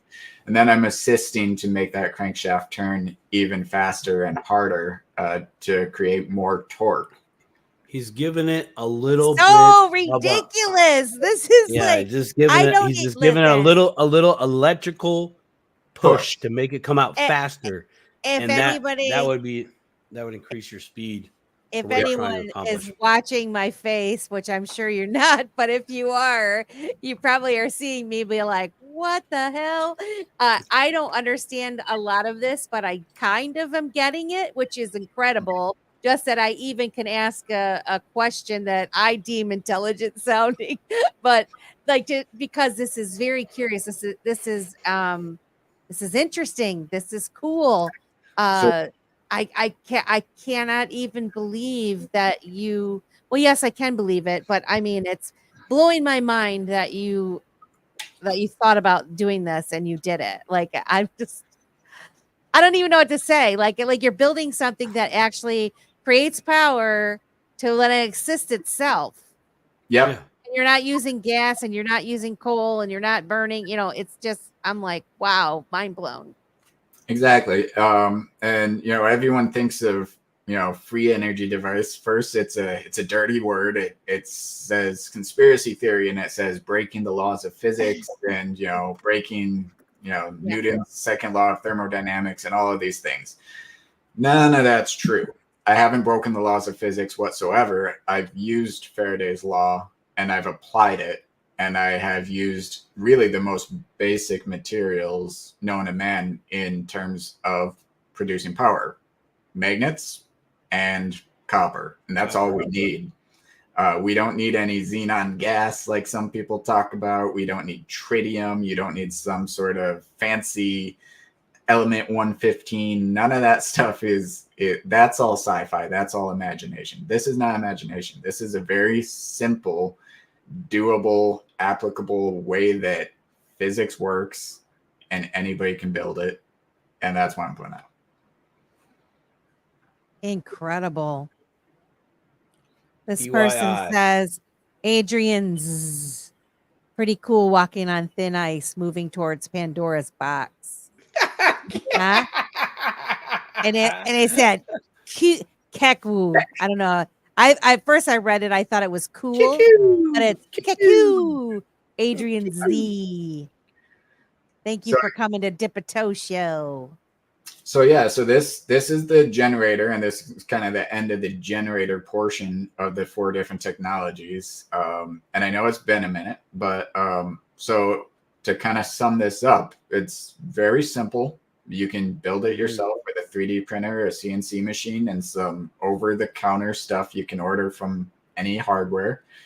And it's really only limited by the engineering and the material sciences. It is not limited by physics. It's well within the laws of physics and well within accepted science. And there is no legitimate scientist that could deny that this would work, because they would literally be denying the most basic principle of energy creation that we use in everyday technology. So what is your speculative output per stack at the dimensions that you've shown us this evening? So assuming you built this using high grade materials, using aluminum 5150, and you use high grade ceramic metallic magnets, and you've cut everything and finely tuned it, and your electromagnets are not going to burn out too quickly and things of that nature. So you've built a high quality build. Then now you're only limited by, again, the material sciences, basically at what RPM is this thing going to shake itself apart, or at what RPM is this thing going to cause enough magnetic repulsion friction to melt itself. And that number should be exceedingly high. And potentially, I haven't tested it yet, but I don't even know that you could melt this thing with any amount of rotation. But there's probably going to be a fire rate or an upper limit somewhere. I haven't found it. But whatever that upper limit is, it's probably well past what it would take for this to be able to produce enough electricity to power, say, a city block.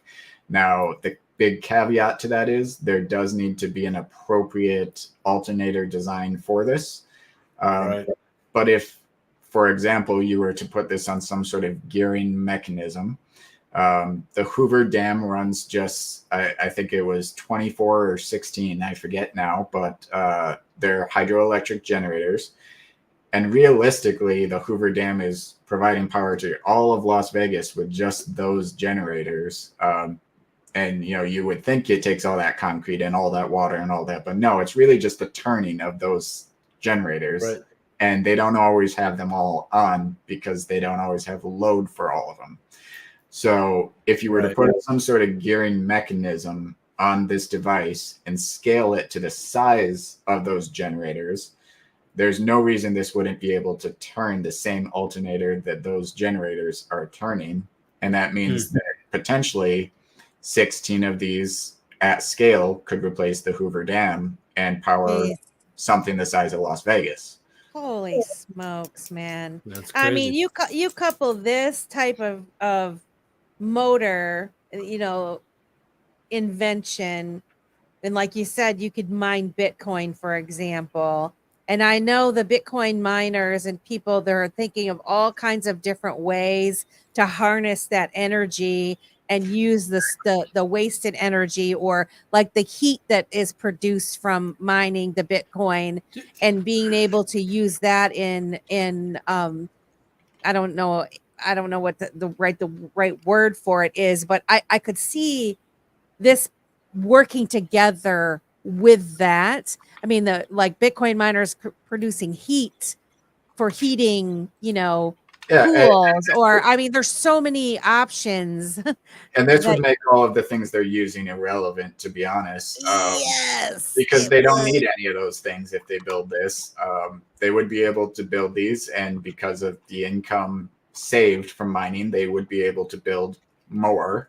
And think about greenhouses in cold climates where you could be mining Bitcoin, producing the heat, using these to power the Bitcoin miners. Now, I know I don't know everything about how this would all work, but that's where my mind goes, is like the possibilities are endless to solve problems that seem unsolvable, but they really are solvable. Effectively, yes. And as I said, this can be scaled up. It could be scaled up to something the size of the Hoover Dam. It could also be scaled down to something the size of a wristwatch, maybe smaller. Naturally, there's probably a lower limit where we hit quantum physics, but there's going to be micro versions of this made at some point. And if you can increase the alternator output, the winding resistance, and the ability of that micro version, there's a potential you'd be able to power your entire house with one of these the size of a battery, and I'm talking about like a AA battery in an 8 stack, and it would just forever take care of powering your house. Can I ask you a question as far as so like with electricity at your home, you go messing around with electricity, you could get killed, you know what I mean, because it's so powerful. There's certainly risks, and build this at your own risk, obviously. As far as the potential for shock, yes, that's there. I would hope that anyone that embarks on this also exercises some safety measures and wears rubber gloves when necessary, and all those types of things. And then also, if you haven't, I would recommend building in an off switch, which you'll notice I did not put an off switch in this design, but you would put it somewhere within a diode within the wiring of each module to ensure you can stop the rotation if you needed to. Mm-hmm. Yeah, that's my question, Patrick. Yep. So how does this thing begin? Like I didn't even think about that. Like, as you're talking about, you got, how does it even begin? Yep, because it works off any one piston moving through any piston sleeve. All I would really need to start this thing is to spark any EM magnet enough to pull the piston. And there is no friction or resistance due to the magnetic repulsion. So basically, I could tap this thing with a 9-volt battery and start it, or tap some wires over here, or just put a 9-volt battery with a simple on-off switch, or on switch, I guess, and fire it up. Wow. If you want to turn it off, you're going to have to interrupt the signal to the electromagnets, and then inevitably it will come to its own own halt due to the winding resistance. So you just open the circuit. You just have the light switch that opens the circuit, and it's done. It's off. Yeah. So you just need a circuit, and that's really all you need. Sweet. Very cool. So get building, America. I mean, I really wish that I had someone close by that was into this, because I'll just be honest, like I could probably assemble it if I had all the pieces.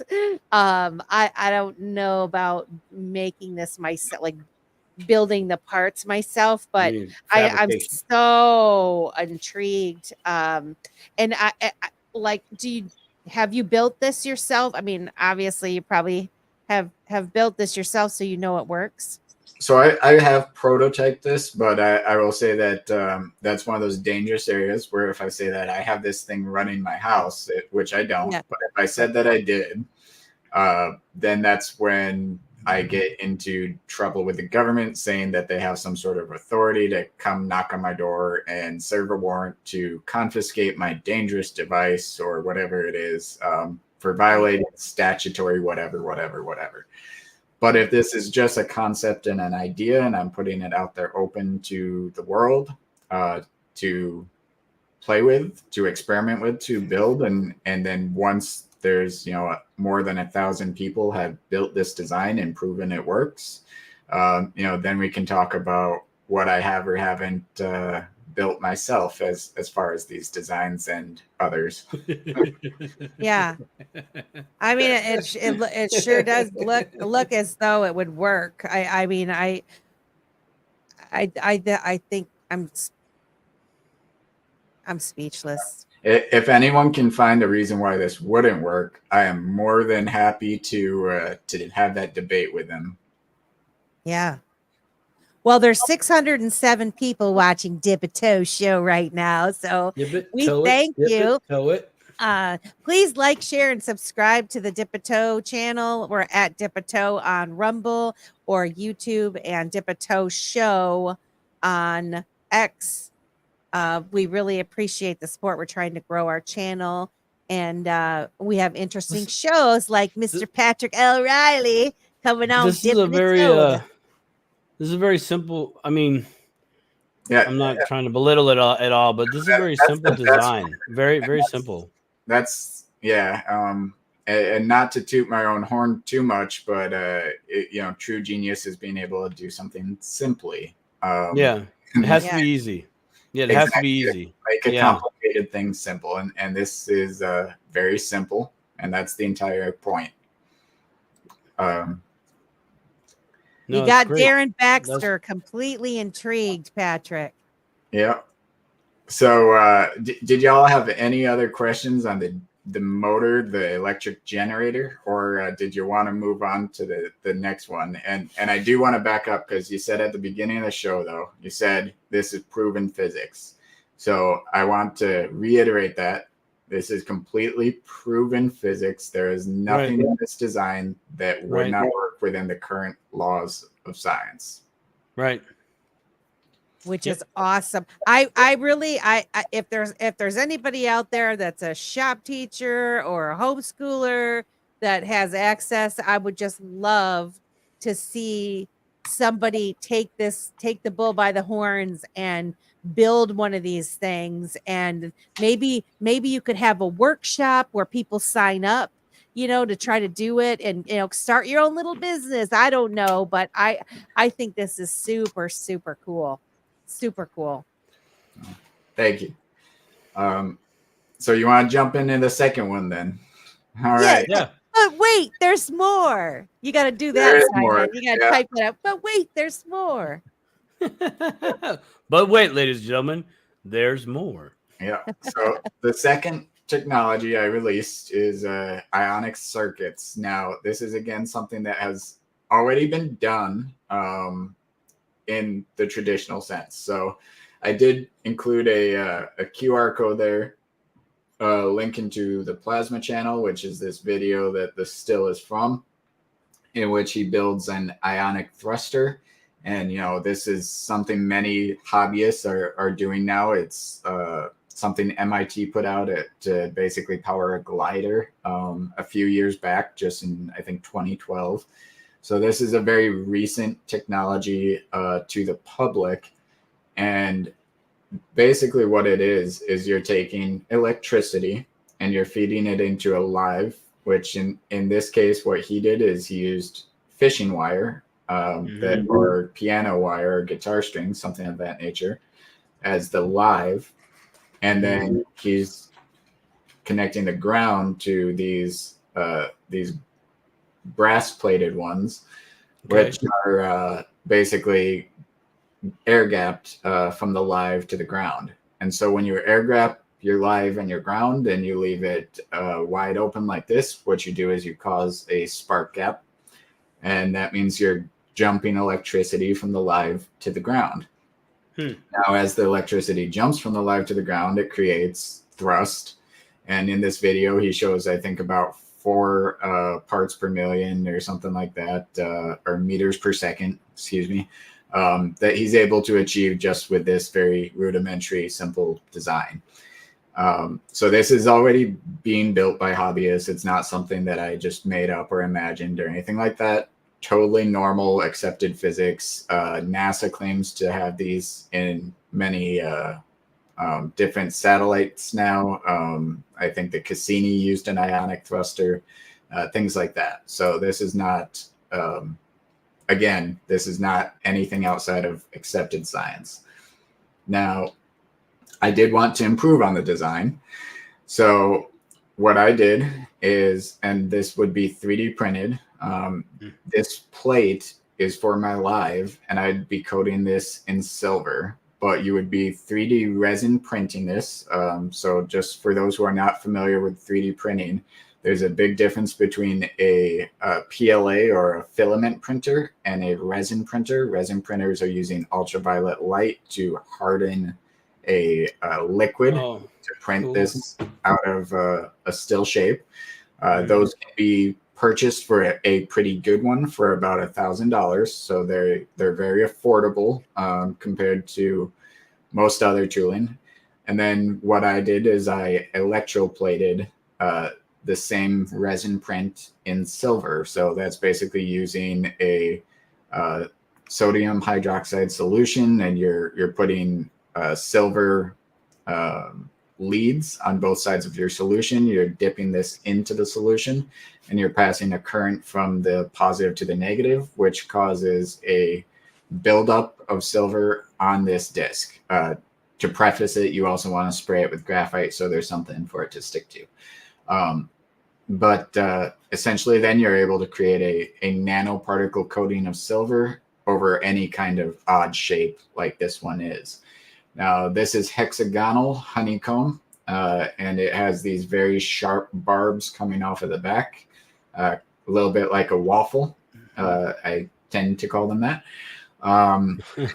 So the waffle and the sharp barbs, the entire point here is that as this is the positive end of my connection, I want these sharp barbs to throw off the positive ions that are pushing that air. And then for my ground, I did a similar hexagonal design, but you've got rounded edges and sharp backs. And this one, instead of electroplating it in silver, silver is the most conductive metal we have in abundance on Earth. Instead of that, I'm using gold to electroplate this one because gold is a very poor conductor. It's about, I'd say about 56% as conductive as silver, and much less so than copper. Now this chart over here does say aluminum is just below gold. For the record, aluminum is very low conductivity, so that should give you an idea, and everything below that is much lower. So those are our options, and I went with silver and gold. So I'm going from the most conductive to the least conductive because I don't want those positive ions to be able to take hold as they hit this ground. I want them to keep traveling. But now this is the magic part of this. This is the circuit. So what I've done here is I've taken 2 positive plates and 2 ground plates. So it starts with 2 positive, it ends with 2 ground. And I am shooting, my connection is going from the first plate to the third. But as those positive ions travel from 1 to 3, 2 is picking them up because it wants to shoot them to 5. As it's doing that, 4 is picking up because it wants to shoot them to 7. So once again, I've denied the positive ions that are moving through this hexagonal fractal design any ability to rest until they get to the end of the design. And each of these pairings is independently powered as a live and a ground. Okay. Now I can then wrap that circuit of waffles in a permanent magnet. And I'm wrapping it in a permanent magnet because I'm creating magnetic pressure against the ions. So if you're not a science person, ions, positive ions, electrons, and light all react to magnetism. So I'm using the magnetism to create pressure to force the traveling ions towards the center of my stack. And then I've also wrapped this in a coil, and I'm sending a current through that coil to create a rotation or a helical pattern within that fractal design. So now I've excited all of my positive ions that I'm pushing to the back, and I'm going to condense them into a high pressure ionization chamber with my nozzle design here. It's just rocket science. It's not that complicated, I promise. They did it in the 30s. So they're basically, all of those ions are getting compressed right here, and it has a very narrow way to exit, and that's the ability to create thrust. So now I have, instead of a very weak, 4 meters per second type of thrust, I'm able to create, again, a scalable amount of thrust that is actually limited not by the design, but by the amount of electricity I am capable of putting through it. So this design has the ability to replace things like jets in airliners and replace them with an electric drive. We have the ability to use this in space travel, and ionic drive does and is proven in space. And this can again be used for infinite other applications. So because I have my generator or my motor that is able to produce an exponential amount of electricity limited only by its material design, pairing that with this design gives me the ability to create basically an electric rocket, so we can stop wasting fuel in Elon's rockets.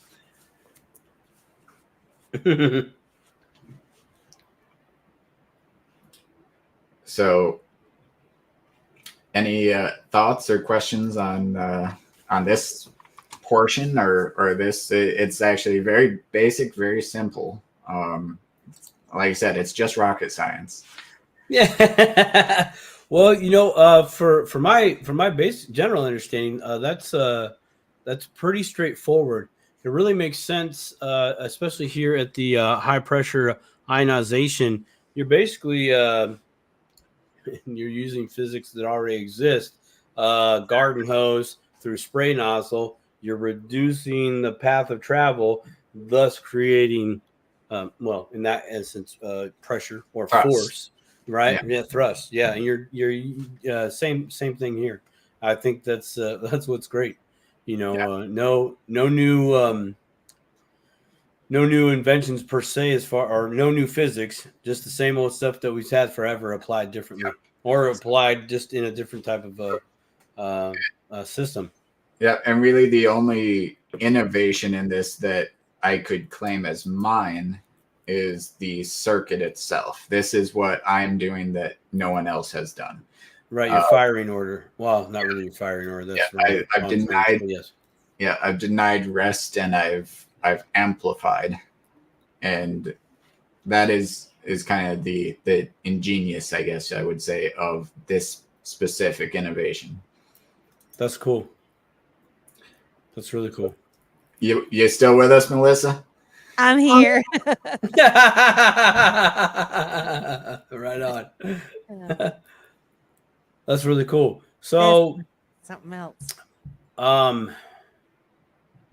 that's never mind. No, I'm gonna ask that later. Different show. I'm gonna let this marinate before I go down some roads. All right. No, that's. But wait, there's more. Yep. So, Melissa, did you have any questions before I move into this one? The only question that came to my mind, but I missed the end of it because I had to step away for a second. But what would you use that invention for? Like how would you incorporate that into? So you could use that to replace jets in, say, passenger airliners, to replace jet engines. It is going to create thrust and thrust sufficient to propel a plane through the sky. Wow. On that note, just thinking fantasy land for myself. The thrust itself, does it create? It would not create any heat, correct? It would create heat. It would create heat. It would be very hot. Yes.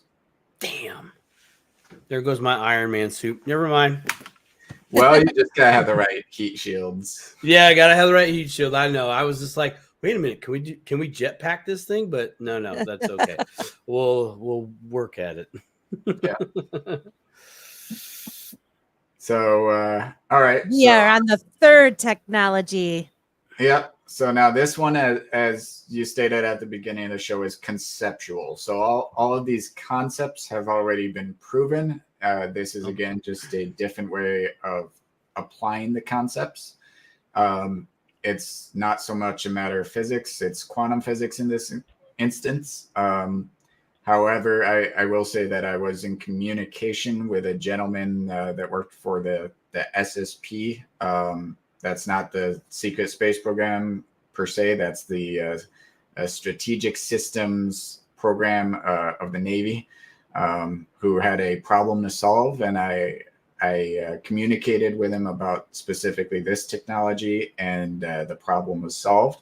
I don't know any more than that as far as if this is actively in use today, or if they moved another direction. I don't know. We were communicating through email, and we didn't keep in touch. But so this is a fully conceptual technology. Now it's called a quantum helisphere, and the reason it's called Hela is because of this lady who is probably the future of computing and the future of medicine and the future of quantum technology and quantum blockchains. And she died in 1951. Mm-hmm. Now, Henrietta Lacks died of cervical cancer. And back in 1951, it was standard practice for medical research to take some of those cells from a cancer patient and study them.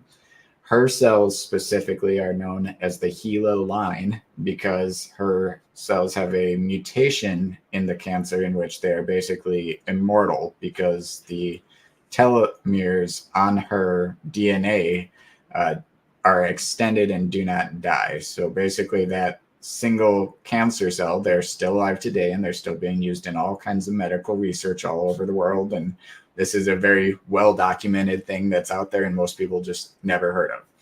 But she is the mother of modern science in many ways when it comes to quantum, because very literally this is of her body. Now, what is quantum entanglement? Yeah. So, quantum entanglement, this is a proven, scientifically demonstrated thing that we already know and have done in science. This is a article on Atlas about quantum entanglement accomplished inside of CERN, but if you don't trust CERN, go Google quantum entanglement. It's been done many other labs as well. And essentially what you're doing is you're interlocking two like bodies that came from a similar source, and they move in tandem simultaneously at any infinite distance across time and space. And they do this completely devoid of light speed. So this is instantaneous. So whether it was 10 feet away or 10 billion light years away, if I move one, the other is moving exactly equal and opposite to the one that I moved. So that is quantum entanglement. That's interesting. Yep. Now, the reason we want the helicells or the helisphere is that because it is a human biological cell, we are able to grow it through generations, and it is already through mitosis. It's a clone of one another, but we're also able to grow it to a larger size. In the same way that if you take a shark and you put that shark in a little fish tank, it's not going to grow any bigger than the fish tank. Right. But in the ocean, it gets very large. So with the helisphere or the helicells, if we breed them through generations, the cancer cells will get larger if they are provided the right atmosphere and the right nutrition, essentially, to reproduce to a larger size. But they will still be a clone, and they will still be immortal. Now, with that, we would want to grow it to essentially the size of a golf ball. And at the size of a golf ball, we are able to inject iron into that cell, that orb, because it is already naturally within our bodies. We have iron in our bodies. So we've injected Fe, and we've created a grid. Now, the grid design that I used is a 2,800 mil circumference, and every intersection of those 2,800 mils, which comes to 32,000 data points within a sphere. Okay.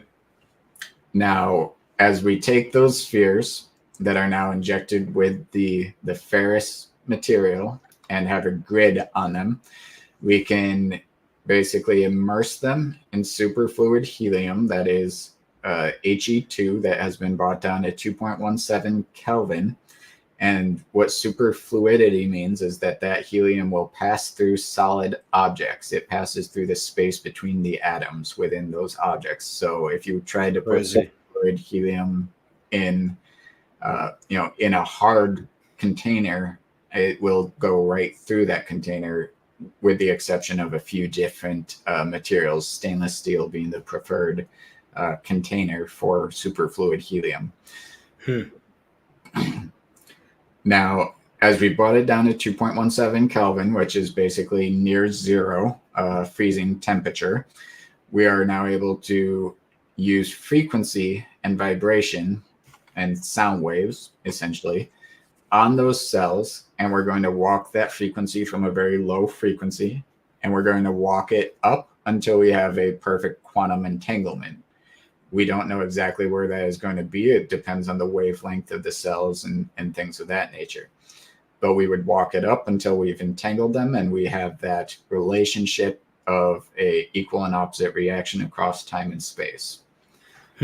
Now, the way that we would do this is basically, this is a mock-up of an apparatus in which you would be suspending that quantum helisphere using magnets, and you would have a north pole and a south pole that are already designated. So every rotation within those 32,000 bits of data is going to give you a rotation in the other cell within those 32,000 bits of data. So that means that simply by rotating this 45 degrees or 90 degrees, I can send 900 different bits of data. And all I've done is slightly rotate it.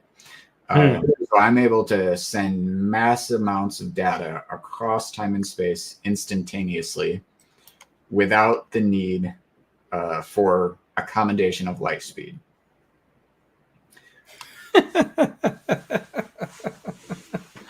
I'm really, this one's got me confused. So this one is probably the most complicated of all of them, as far as understanding at a normal person level, because normal people generally don't have much of a background in quantum science and entanglement and helispheres and that type of thing.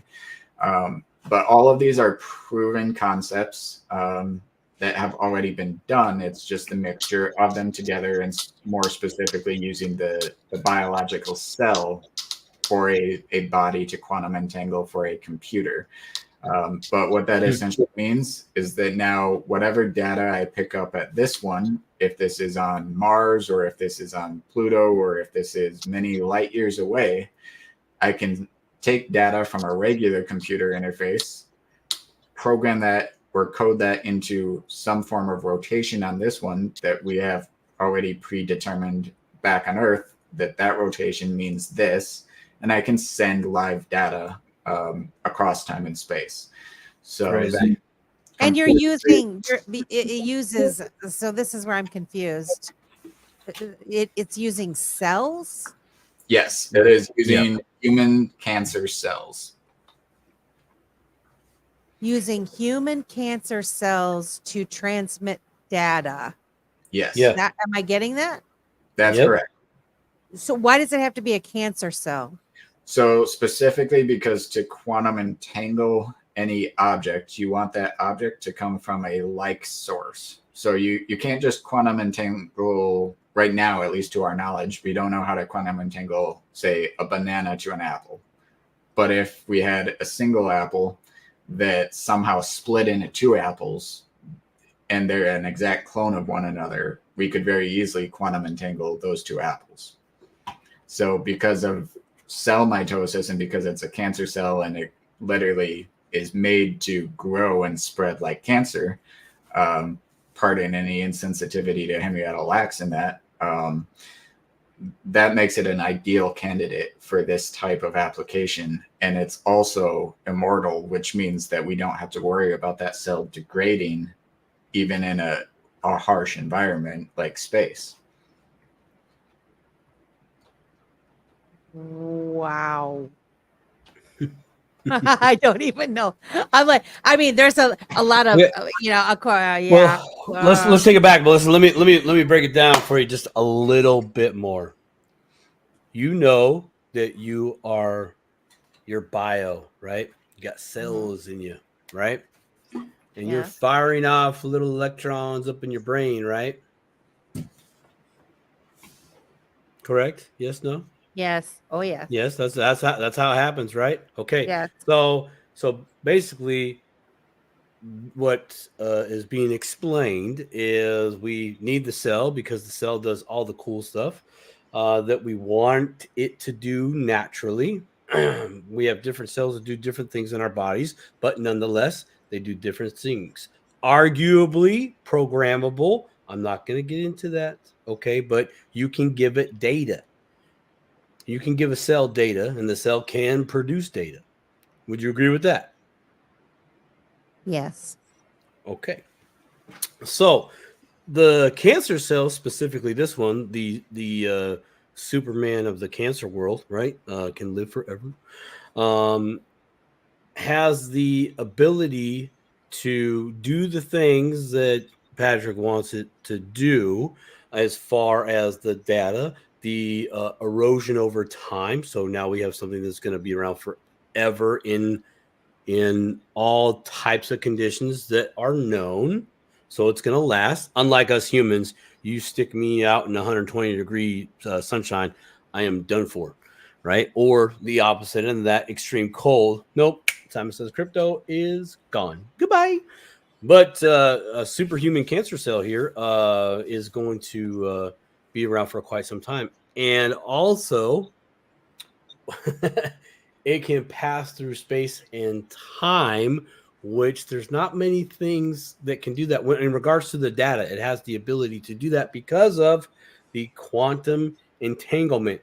Brain cell over here, brain cell over there, different brain cells, arguably, but very close to the same in my brain and my body. All blood cells, all working together.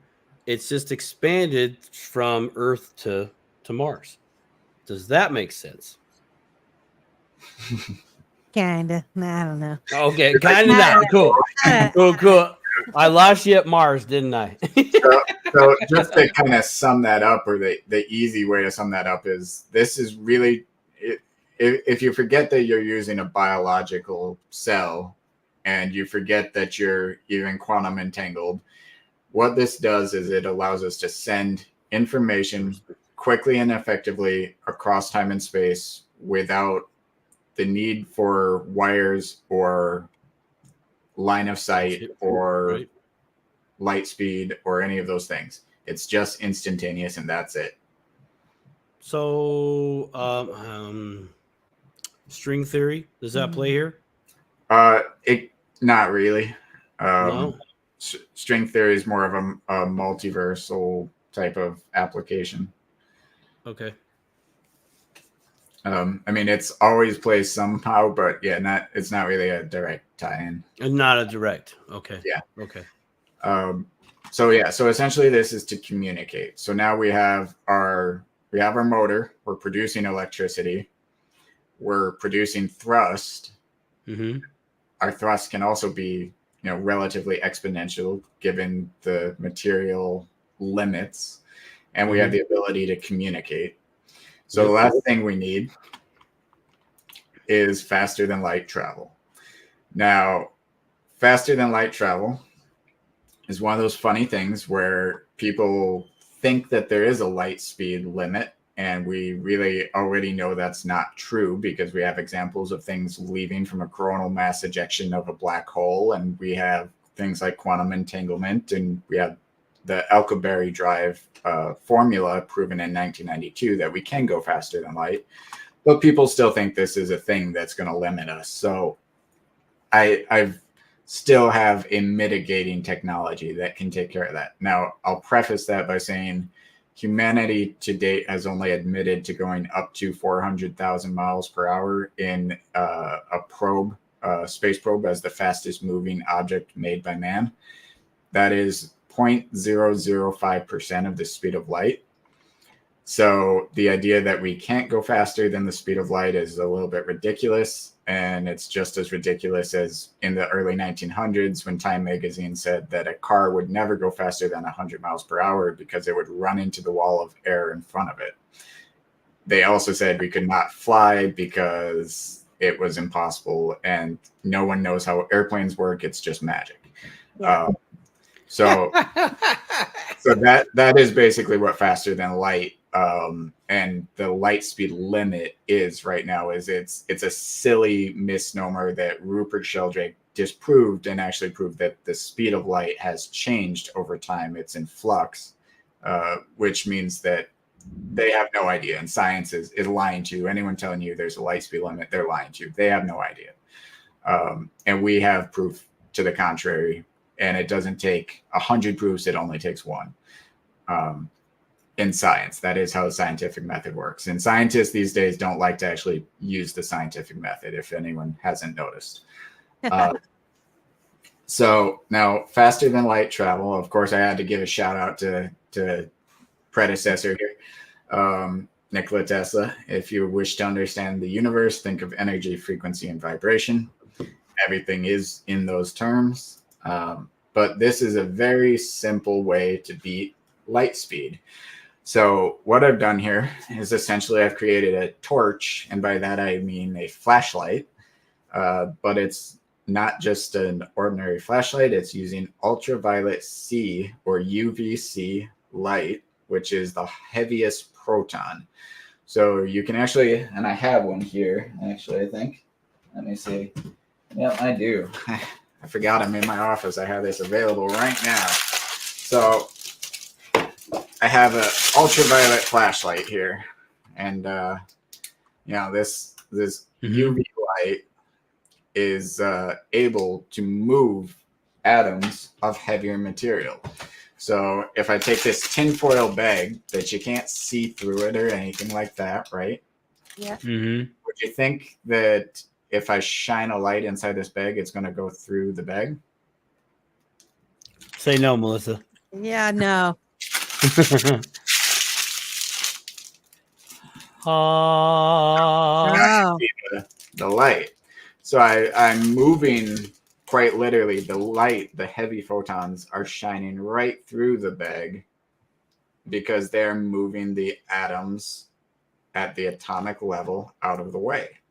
So now if you're able to produce enough electricity behind an ultraviolet C torch or flashlight, and you're able to create a wall of ultraviolet C light that is coming from your device in front of you, you're able to create basically a hammer or a blunt force object that is going to use light speed at light speed to move anything in front of it out of the way. Okay, so can we go through the wall? Can we go through the wall? Like, that's what you're presenting, right? Yes, you can. So now if you go back to the screen here, so now I got you. Come on. So there's two different methods here. So there's the blunt force method, which is basically I would create a cone of ultraviolet C radiation and I'd push anything in front of it out of the way. Out of the way. Right? Now the other method is I'm working at the atomic level with these photons interacting with the atoms of any solid object in front of it. So instead, I can use frequency and vibration, which is why this thing looks like a subwoofer. It's because it is. I can use that frequency and vibration to align into a grid the atoms that are in front of the moving object. Now, if I align all of the atoms in, say, my hand into a grid, and I know exactly where all of those atoms are, you wouldn't be able to tell looking at my hand. And I align the atoms in my other hand into a grid, but I make them slightly off. I've changed the frequency, literally the frequency of the subwoofer of what's inside my object and what's in front of my object, and I've misaligned them. So none of them can ever touch, and it just passes right through. And that is exactly as you said, you would be able to move a solid object through a solid object because you have overcome entropy. Entropy being basically the diffusion of those atoms into a random orbit or a chaotic orbit, usually not completely chaotic, it's more of a fractal, but something is touching. And there's actually way more space between our atoms and our electrons than there is atoms and electrons. It's just that they're all able to make contact with each other. If we align them in two different grids, they won't. It's just not pass right through. Yeah. So now with that, if I've either chosen to make a cone out of light traveling at light speed in front of me that is pushing everything out of the way that may come in front of it, or I have made everything in front of me on a different frequency, now I have no resistance or no potential resistance in front of me.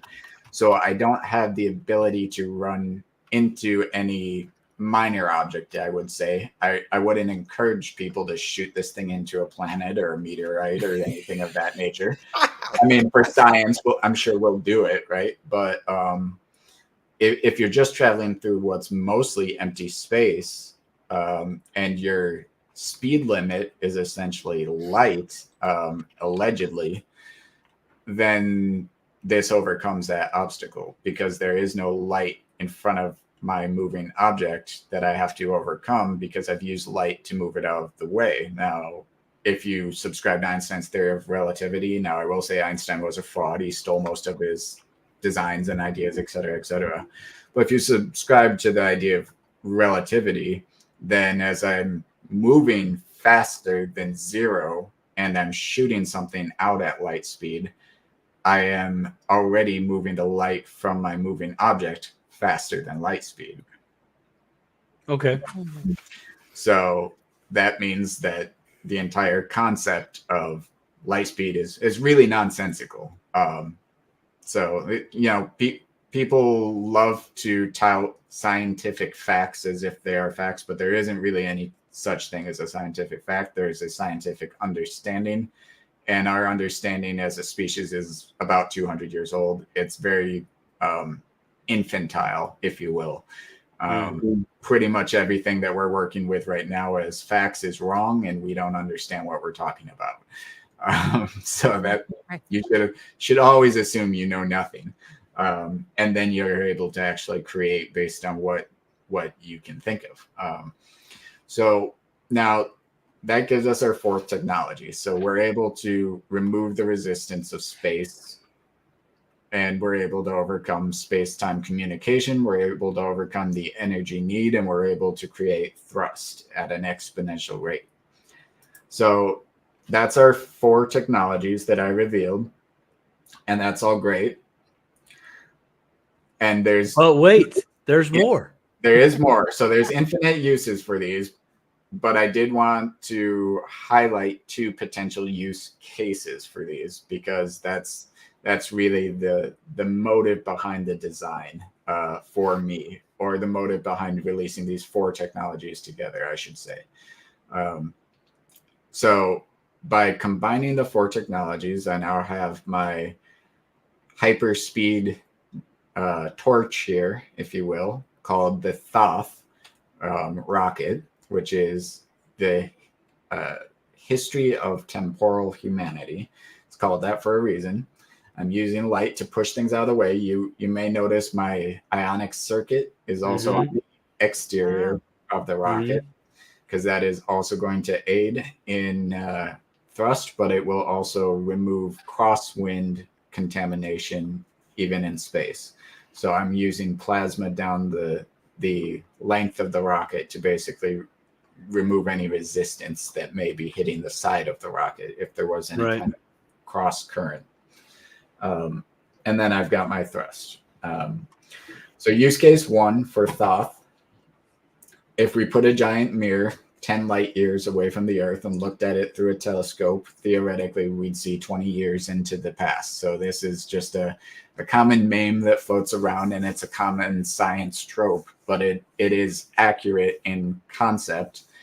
So right now, humanity has not admitted to faster than light travel publicly, or having gone faster than light.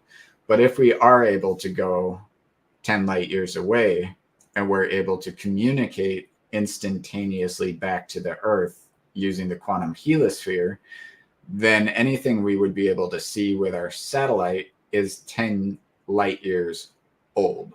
We would be able to gather the history of the Earth, and we would be able to do this by sending tens, hundreds, thousands of these Thoth rockets, and we would be able to effectively record the visual history in a 4-dimensional Google Maps format of our past, of humanity. So that means we would very literally be able to watch the fall of Atlantis. We would be able to watch Jesus Christ live his life, whatever life he lived. We'd be able to watch them build the pyramids and find exactly how it was done. We'd be able to track who really shot Kennedy and the path of the magic bullet. We'd be able to view the dinosaurs, or even the forming of the Earth in its infancy and the moon. Now, all of these things become possible because we are traveling not only faster than light and communicating instantaneously back to Earth, but we can also send these probes in the direction that the Earth has traveled through the solar system. The solar system has traveled through the galaxy, and the galaxy has traveled through the universe. So we are going where the light is the most concentrated, and we are collecting that light similar to how we do with any other keyhole satellite or the Hubble Space Telescope or anything of that nature.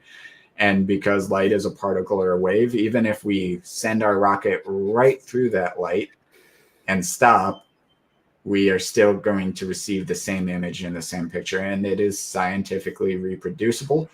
It can be sent on that quantum helisphere back to Earth, and it can also be encoded into a blockchain in that process to record the true history, the actual history of temporal humanity. So we can know exactly what happened. That also means that what's done in the dark is brought to the light, and that the future proves the past. It means that we can find every missing person, that we can see where they went. We can solve unsolved murders, and we can stop corruption as it happened. Wow. Wow. So So that's one application of these 4 technologies combined. That's That just one. Yeah, you could just use that for that. I mean, it would completely change. No big what? No big whoop. Just one of the use cases. I don't see Patrick. I don't see what all your fuss is about having the dead man switch and all that. Like I'm just not seeing a reason, a logical, ethical reason. Totally unnecessary. Yeah. Hey, but what the heck? You want to build a dead man switch? Build a dead man switch. I have a question. So I'm like, is it possible that they have already built something like this and that they've been using that's all along, right? Like this is how they but yes. Okay. And so that's kind of where this next use case comes in. But essentially, what you have to understand is that time is not linear. And we do know this. We've proven in labs that there is such thing as time mirrors. You can actually reverse time. There's time crystals, things of that nature that prove that time is not linear. Everything that has happened, is happening, and will happen is a solid. The only thing that is any kind of time at all is our experience or our perception of the motion of events. So with that said, that means that everything that has happened, is happening, will happen, is a constant. And because of that principle, that means that we would be able to put some sort of device on Melissa's head. It's going to look a little bit like a hairdryer. Gonna put it on my head? Yeah, your turn. We're going to put it on your head, and we're going to read or do a brain scan that determines what are the physical, biological structures of Melissa's brain that are present now, which would have been most alike or most present in Melissa's head 10, 20 years ago. And then as we are viewing you 10 to 20 years ago through the Thoth rocket, we're viewing you in real time in the past. And we can say, well, here's the temperature, here's the resonant frequency, here's the structure. And we can use the device today to basically quantum entangle your mind today to your mind 10 to 20 years in the past. Holy shit. So we don't necessarily know what that experience would be like. We don't know if you would have full knowledge or if it would be something like a deja vu, something like a passing intuition or a passing thought or something like a submersive thought. But you would be able to communicate with your own mind in the past from the present. So that literally means that humanity moves from the 3rd dimension, which we live in currently, into the 4th dimension, in which we are no longer bound by time and space. We are now a 4-dimensional species outside of time. And we can be a truly ascended species if we focus on ascension. So that means exactly. Yeah, man. Yeah. I'm gonna be up tonight. And so you asked, has this ever been done? So the story I told before is, my son. It was December 4th, 2017, and he was born in June 2012. So he would have been 4.5. At the time, he kept writing out a mathematical formula. He would write it in crayon on his drawings, and he would write it on the fridge using magnets, and he would write it all over the place, and we didn't know why. And that was fine, but eventually we decided, hey, let's Google this and see what this formula is. Only one result came up for Googling this, and it was this book from 1981 that is specifically Adaptive Mesh Refinement for Time Domain Numerical Electromagnets. Now, wow. We asked him, when do you want this book? And he said in the most adult voice we'd ever heard, when I'm 16. Wow. So I don't know why, I don't know how, but does that suggest to me the possibility that this technology has been built and succeeded in the future? and somebody in the future is communicating with somebody now. So that's where I was going to go with it. As I said, got all excited. So the answer is yes. And that does raise the question, you know, there are Riddlers, there are things like Q, there are things like Mr. Pool, and there are people that believe that those people are receiving messages from the future or messages that are somehow being communicated. And I'm not saying that's what's happening or that I know that to be true. I'm not saying I believe all these entities that are out there telling these things. I'm sure some are more credible than others. However, if these people were sending a message from the future to the past, this technology that I've just revealed and we just talked about is what would enable that to happen. Yeah, man. I mean, that one you got me on the. So there's my 4 technologies I've revealed. And yeah, so it's pretty simple. Crazy. yeah, it's really easy. Yes. It sounds it's no big whoop. I mean, it's hard to even No wrap big my whoop. mind around it. Like I get it, but I don't get it, right? Like the possibility of that. You know, the whole communicating, That makes sense. the cell transmitting information. Already happens. Already happening. Yeah, it's just Smack your hand. So none of the, and that's the important thing I really want to communicate here is, you know, people that follow me probably don't have a lot of conflict with this, but people that have never heard me speak before, they're going to have some trouble understanding this. So I just want to reiterate, the over unity generator is within the proven laws of physics. It will work. The ionic drive circuit is within proven laws of physics and already built prototypes. It will work. The quantum helisphere is within proven concepts, proven laws of physics, quantum physics. It will work. The faster than light travel or faster than light torch, if you will, is still completely theoretical. And it's only theoretical because no one has ever tried it. But I am confident it will work. So now with those 4 technologies combined, that I am quite confident will work, and I'm confident enough to go out and speak on it and to do this show and to put the designs out there and to put my name on it. Yeah. Right. With those 4 technologies, we can do a 4-dimensional Google Earth map. And with those 4 technologies, we can quantum entangle to the past. And we know all of these things scientifically, and nothing that I presented here is outside of the well-accepted scientific bounds of physics that we know today, with the exception of faster than light travel. But I'd caveat that by saying that the Alcubierre drive already proves mathematically we can do that, as does coronal mass ejection from black holes. Mm-hmm. wow.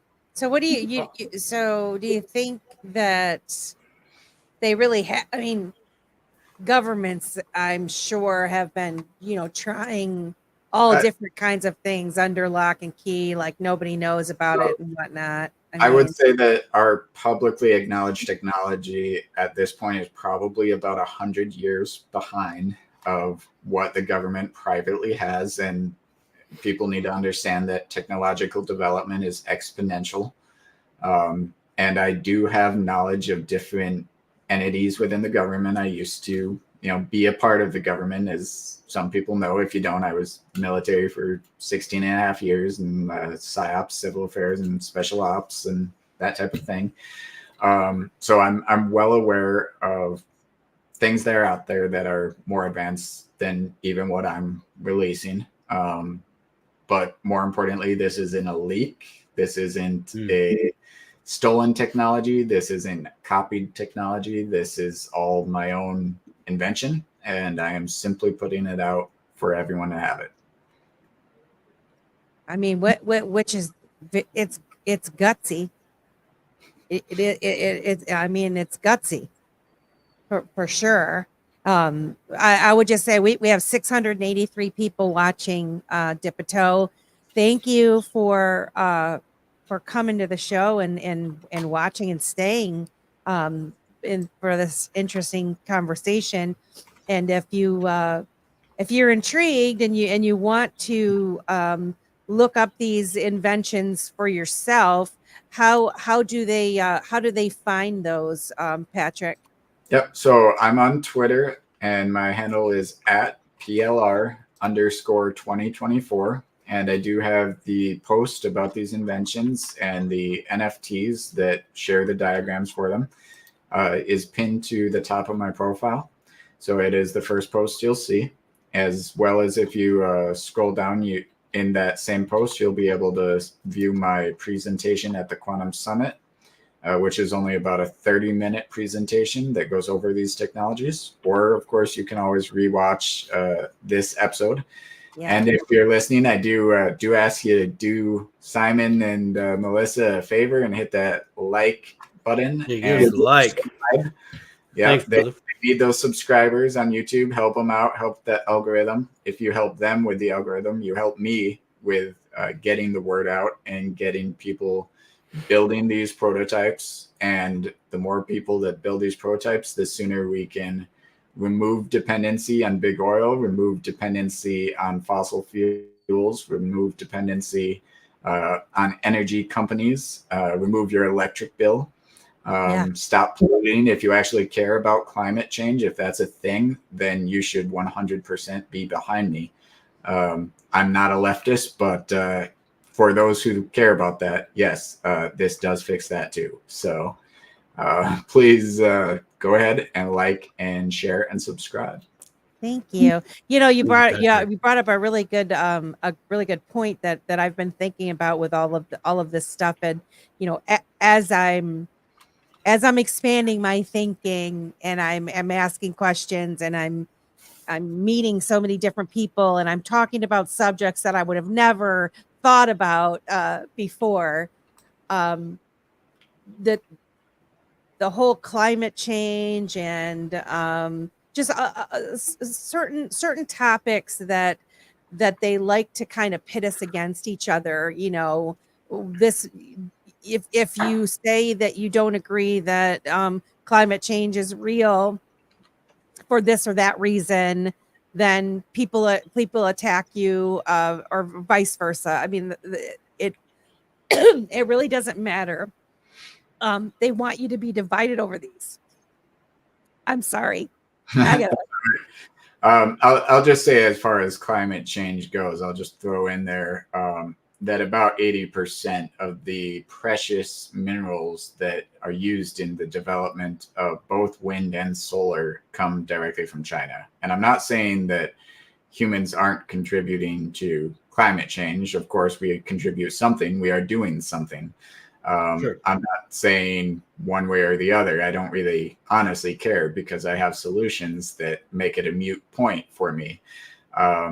But as far as the climate change agenda goes and why I would talk against that is because those precious materials coming from China are being purchased by the United States for billions and trillions of dollars, which China turns around and invests in our politicians to get them to promote climate change. And that's just a circle of money washing between hands, and it's not necessary.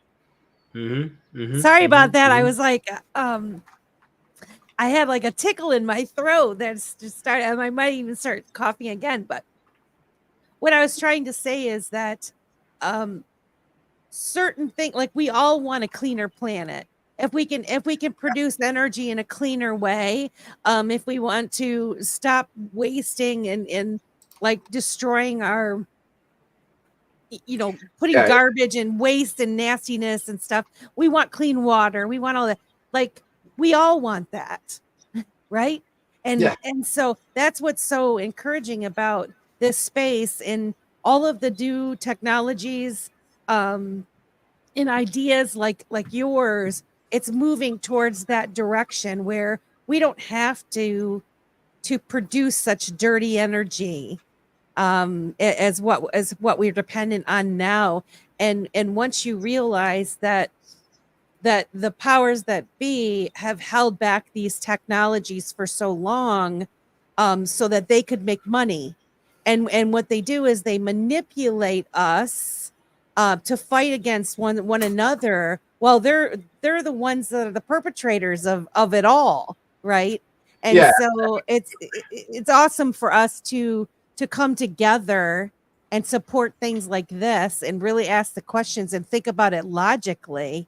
What's really going on here. So Yeah, and I would just throw out, and this is going to sound a little bit ambitious in an entirely different direction, but I alluded to it earlier, that one of my fascinations is in consciousness and universal consciousness.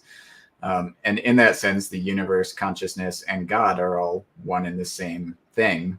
And money is God, and God is money. And I'll explain that a little because it's an inflammatory statement. So when you take your work, or you take your labor, or you take your possessions, or you take natural resources, and you monetize them, you are taking a portion of what is God, because God is everything, and everything that is a portion of God. So you are taking a portion of that and you are sending it somewhere, or you are centralizing it. And the more money that groups have, the more money that any person has, the more power they have. Money is power. Power is the ability to do. And God is all powerful. So essentially, by hoarding money, they are taking power from God. They are absorbing a portion of God into their own will and taking that control over that portion of the universe by taking that money. So by taking something like this idea and festering this idea out into the universe that decentralizes and removes their ability to sop up money into big oil or into utility companies, or to wash China's back with renewable energies, you are taking back power quite literally. And you are also getting closer to God as you do that, because you are taking your control back from them. You're taking the power back from them. And so that's all a roundabout way of saying that by doing this good thing for yourself, by building this technology, you are serving the universe, yourself, and God, and everybody else in doing so. Yeah, you're fighting the man. Actually, taking away the power from the man. You're not even fighting. You're not fighting anybody. That's the beautiful part. You're removing yourself. You're removing yourself from the equation. Yeah, they'll look at it as a fighting back. Sounds like personal problem. Everything that's decentralized. Yeah. Which I mean, I think this is great.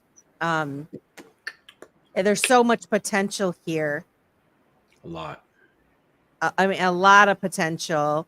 I really hope that people build this, and we start seeing people comment on building these things and trying them out. Even just starting off building one small little motor to create their own energy to power a computer or whatever, anything, or like a mobile unit to go camping with or something where you I don't know, so, and I promise when you do one of these and you see it working, it's going to be one of the best feelings of your life when something you built does something like this. And the satisfaction, of course, for me, it's maybe a little bit different, but I think anybody that builds this would have a similar satisfaction.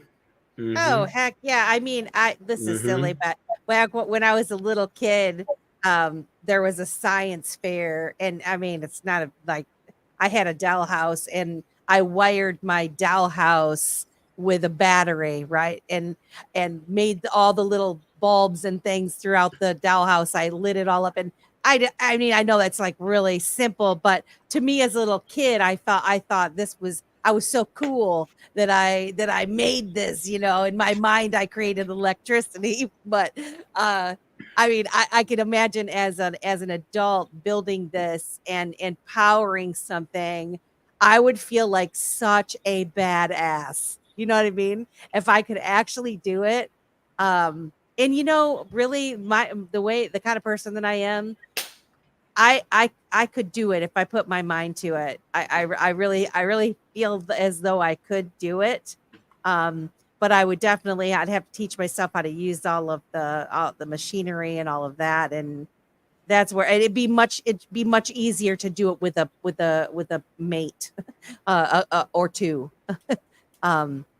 You know, in troubleshooting it and all of that. So what I'd love to see is like people forming little groups, collective groups, and you know, they're all building it and being able to talk to each other and say, I got this far and I got that far. Like once we get to that point where people are starting to build these things and started networking amongst themselves, and you know. Exactly, and that's what we need is a network of builders assisting and helping other people to build it, and benefiting from it themselves and telling their story.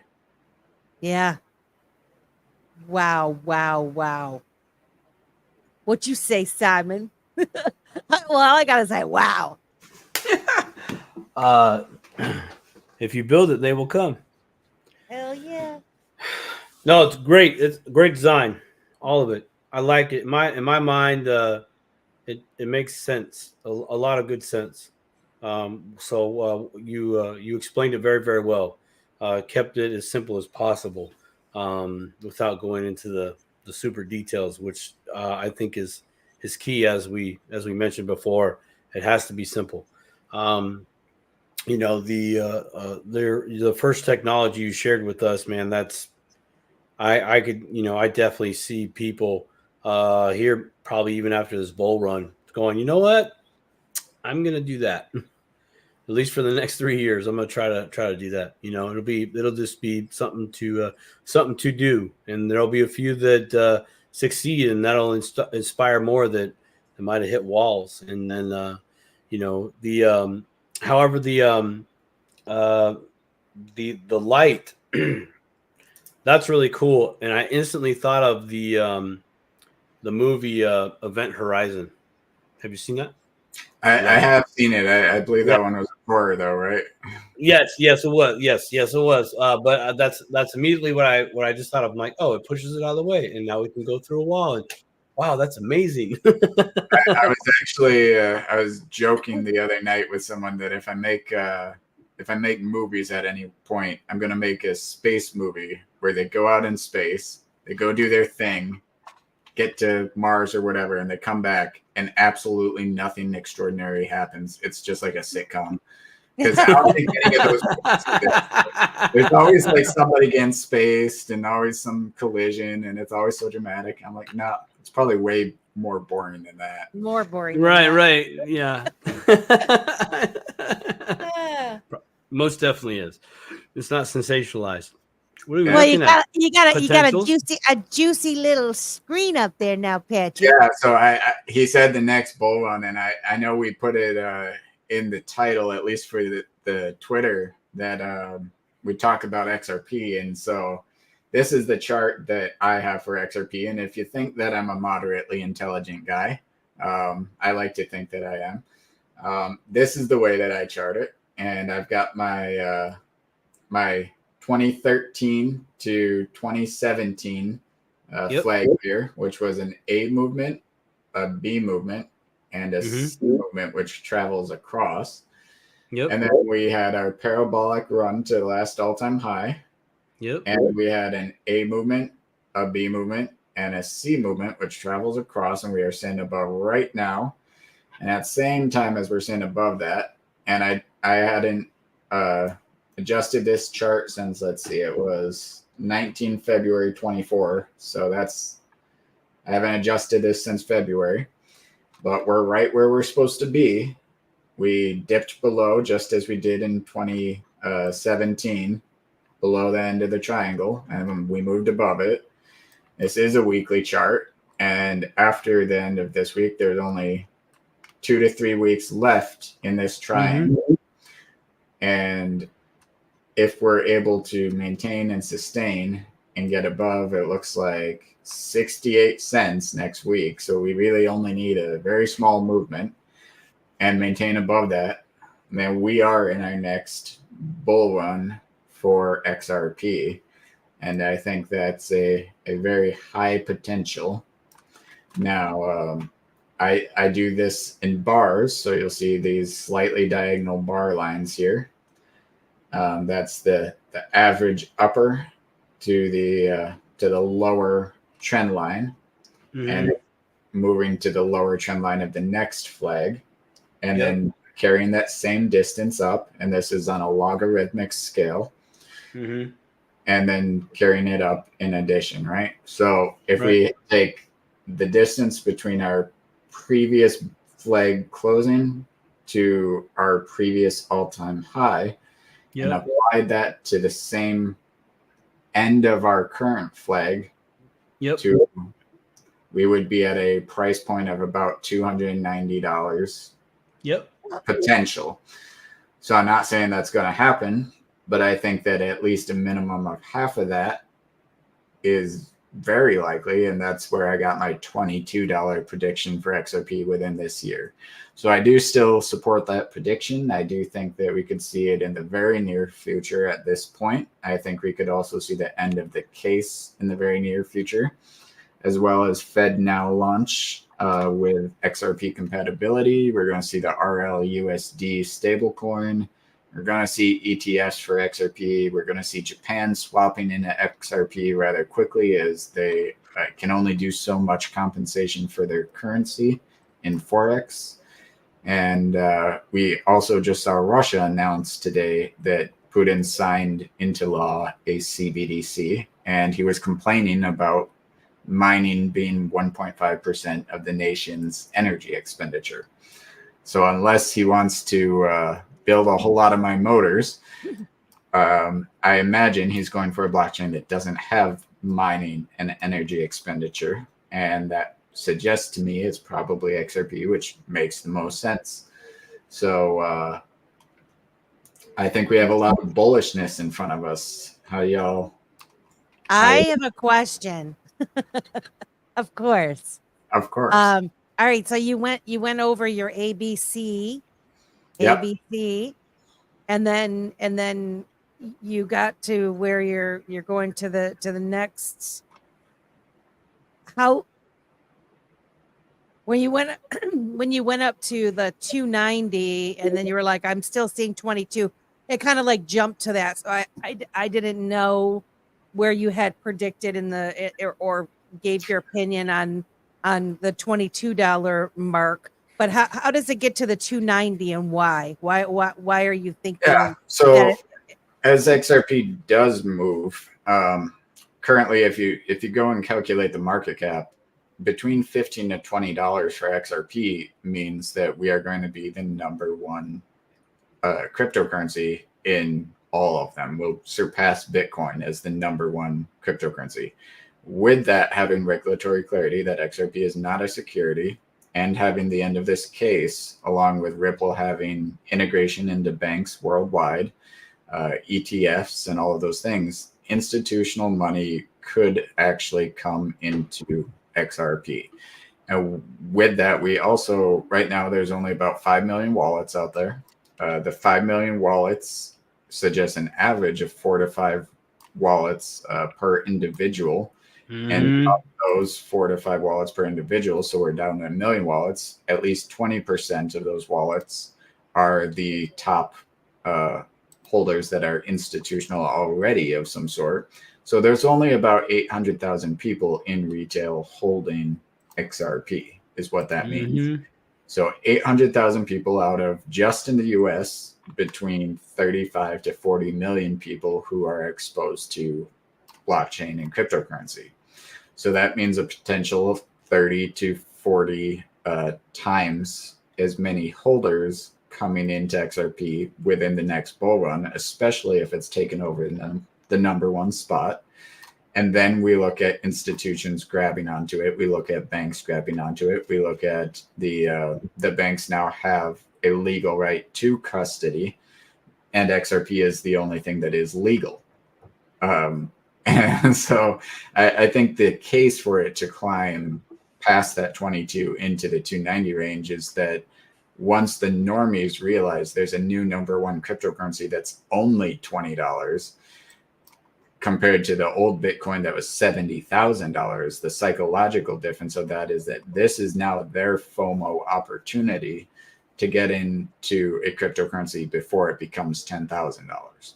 So I do think XRP can hit 290. I think it could potentially even hit into the thousands within this bull run, because once it is above Bitcoin and it stays there, it's no longer affected by the same market cycle that Bitcoin is. It's no longer on that 4-year halving cycle because we don't have mining, we don't have proof of work. Those things don't matter to XRP. And if everyone is adopting it, now we're just looking at price discovery. We're no longer looking at when is Bitcoin going to turn and bring XRP down with it, because if we sustain the price of XRP above $20, that means we're staying in number one and we don't have a halving cycle. Can I ask you a question? So with the real USD, is that the name of the Ripple stablecoin? RL USD, yep. RL. So I've been thinking about, the big thing with Bitcoin in crypto, what I noticed from just the beginning of getting into it, there are certain things that, like with all these different tokens and coins that are out there that are for sale, there are certain ones, like the only pair is Bitcoin and that, right? Or a lot of times it was Tether and that, right? So you can't buy everything. And so I'm thinking, like, could the real USD be an avenue where, like, folks don't have to use Bitcoin to buy XRP, or, well, I guess now you can just use your regular fiat to buy it anyway. I don't know. I for some reason I was thinking I was onto a good question, but I think it was a poo-poo question, so forget it.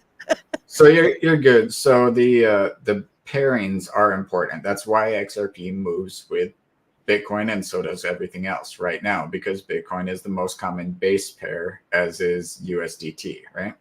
USDT is going to explode. That's not a question of if, it's when. I had it out with Scam Daddy about this one, but long story short, he got his butt whooped, and I proved that yes, it is going to explode.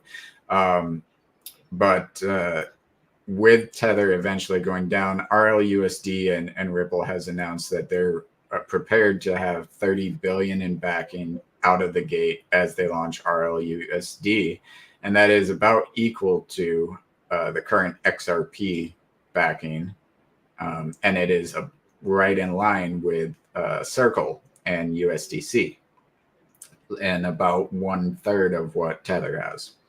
So as Tether explodes, which is inevitable, people will run to the alternatives. But XRP Ledger, excuse me, I'm running dry.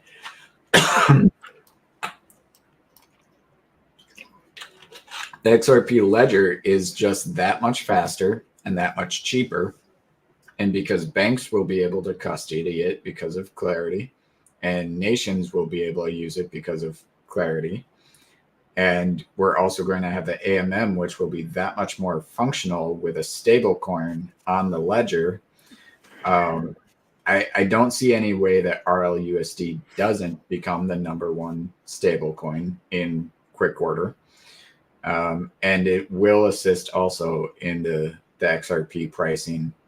So inevitably, XRP and RLUSD will be the most common base pairs. I don't know how long that will take, but I do know most centralized exchanges will be failing in rapid order, as they've always been, just like the banks. And that decentralization will inevitably win out. because as we do push through XRP, we also have an incoming conservative president who has clearly stated he's against any CBDC. And as he's against that, he's also pro crypto. And I think we'll definitely see the adoption of XRP and RLUSD as very mainstream in American society. But it will also be an option. And because it's an option, and because we have the libertarians and we have the conservatives and we have pandemonium and fear of things like Mark of the Beast and whatnot, and I'm not discounting that. People can feel that way if they want to, and that's perfectly legitimate. But that does mean that decentralization will be the push from the grassroots, and they'll be wanting self-custody in all things, and that's for the best. Mm-hmm. There's definitely going to be a period of time where there's kind of all things kind of happening at once, right? Like you're saying, those that are just not going to go for this at all and don't want to learn about it, they're going to still have their cash and their regular system. They're going to do it, and a lot of them are going to either jump in having no idea what they're doing because their bank will custody it, and they'll have the option in logging onto the regular banking portal to swap for XRP or RLUSD, and they won't know the difference, but other people are doing it, so it's cool, so do it. And then there'll be the people that want nothing to do with it, but they're going to see XRP price in the news everywhere, and they're going to see everybody around them celebrating XRP's price as other people are jumping into it as it's in their bank account. And I want to be very clear. I am saying that XRP will not only be a push towards self-custody, but in the interim, it will be in your bank account, not in your centralized exchange, not necessarily in your wallet. I'm saying you will have a wallet in your bank account, whether that's Wells Fargo, US Bank, Chase, whatever it is. It will be attached to your checking and savings. You're going to have checking, savings, and XRP. It'd be incredible. What do you think, Simon? All things are possible. Indeed. All things are possible. Absolutely. Mm-hmm. Wow. I'm looking forward to a time when it does actually get up there in price. And for all the things that will follow once that does happen. Then those folks that have been holding XRP for a long time, just keep holding on, little roots. Hold on, little roots. No gain. Yeah, I mean, you really did like Simon and I always say, the crypto is not for sissies, and you definitely have to have your own views and determination for yourself to know that you've made the right decision. And the more that I study things on my own, and I form my own opinions on different things that I've invested in, I got nobody to blame myself. I feel much more comfortable that way, but I feel very comfortable and calm, and I'm not somebody that has a ton of anything really, but I had my little baby bag goals, and we'll see what ends up happening, and I think it's such an incredible opportunity for anybody that's watching now that hasn't even tried to dip their toe. Man, look into it. Look into XRP. Look into Reaper. All of your projects that you have with the Reaper token, which we've covered on Dipito. For those of you who don't know, we interviewed Patrick Riley couple of different times. I think it's episode 27 and 28, where he talks about Reaper Financial and the Reaper token.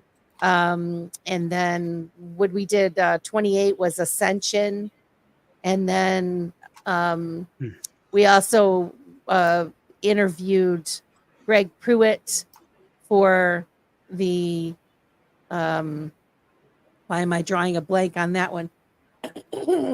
What's the name of the one Greg is heading? Arc Institute. Arc Institute. How can I forgot Arc Institute? And so there's so many different things that you've created to give back to humanity. And for anybody, if you're going to bother to dip a toe into the space, look into those first and try to understand the concepts of what's going on there. And it's all built on the XRP. They're with the XRP ledger. And it's just, you're just a special person, Patrick. Thank you. You're not too bad yourself. Oh, thank you. I mean, yeah, it's like I know I talk a lot, but I'm like sometimes I'm speechless when I'm talking to Patrick L. Riley. Well, a lot of good things come out of your mind, a lot, you know, and it's been it really is a treat for all of us in this timeline to experience you and your thoughts, your opinions, your creations. You know, it's really cool. I remember history, and you hear all the great minds, and you know, oh, they created this, they created that, and you know, and now here I am years later. Here's a creator of things, of endless possibilities, to be quite honest, and that has the characteristics of those that have come before you, and that is the don't stop, don't quit. I got too many ideas up here, and I got to get them out. You know, and it's really fascinating for me to just be here in awe. Like I too don't stop talking, but magically you've been able to make me shut up, and my wife wants to know how you do it. So, honey, go back and watch the video. XRP price prediction, not price prediction, price call that you were just talking about, the 200 and change there. I'm 100% on board with that. Just based on basic TA. Even at the halfway point, $12 to $15 is a first wave. But you're absolutely right, both of you, in the sense of we hold support at 20. Everybody, now it's easy to go to 100 and then 200 and so on and so forth. You know, so there might be one small moment, a little kiss at 50 and see ya. I'm gonna see if it happens. 6 weeks. That's the clock's ticking. So many sad people about to create, selling too early. Well, you know what? Yeah. You know, if you want to sell, go for it. Sell in So I'm not a financial advisor, but my personal advice is, if you're going to risk selling, sell in increments of 10% of your holdings. If you're going to risk buying, buy daily in increments of 10% of what you want to buy. Yep. If you do those two things, you'll save yourself 80 to 90% of the heartache you would usually have as a new person dipping your toe into cryptocurrency. Absolutely. Yeah, that's a great suggestion.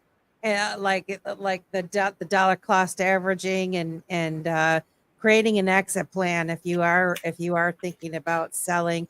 And my thing is, Adrian does bring up a little bit of a point, because I was listening to someone talk earlier today, and they were talking about their story with Bitcoin, and you know, where they first of all, where they were just waiting to buy it and like thinking whether they should buy it or not really understanding what it is.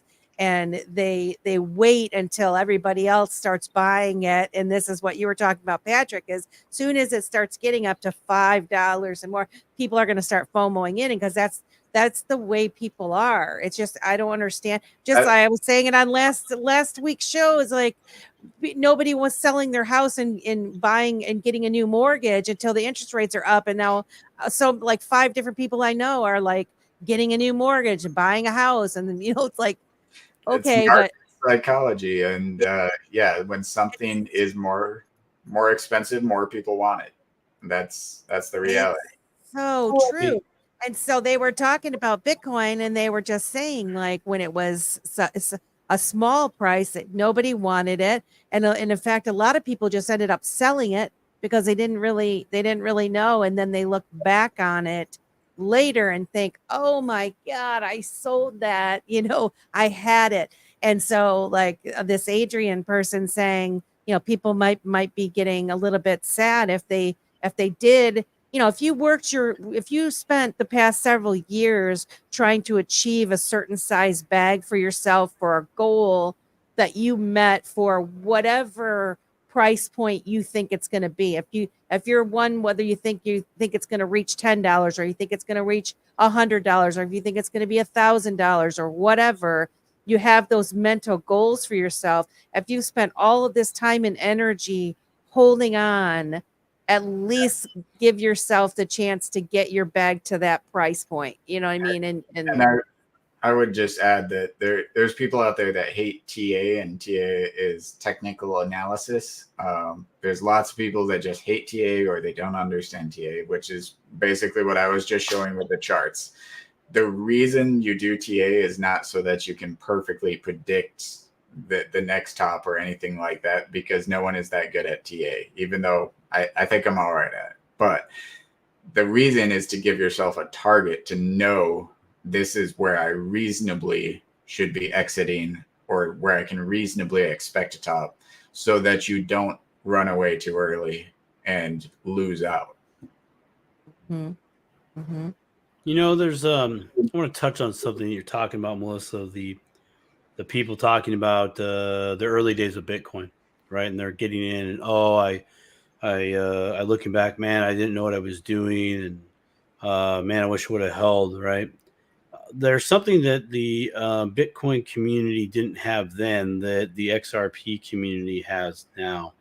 And that is all the evidence that is out there that XRP is arguably slated to have far more utility and adoption at a global level than Bitcoin did way back when.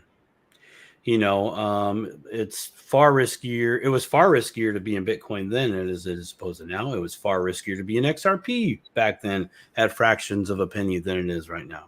It's probably far more riskier to be out, not in those coins right now. You should probably be in just a little bit. $5 gets you a ride at the racetrack. The other thing is, though,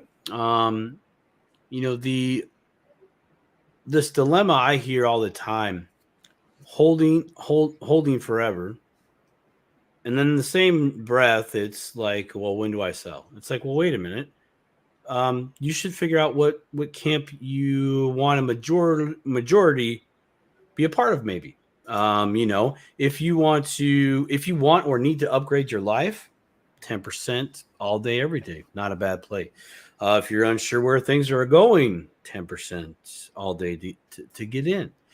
It's we don't know where we will be, say, in regards to, is it worth it to you to sell in a year, or is it worth it for you to hold in a year? We don't know what that looks like, but arguably, comparison to where we're at right now and the information that is abundantly out there versus it was 4 years ago, 8 years ago, and so on, you can make a far better solid decision of where you want to be and start creating that plan. As Patrick said, TA is it's not to predict the top or to predict the bottom.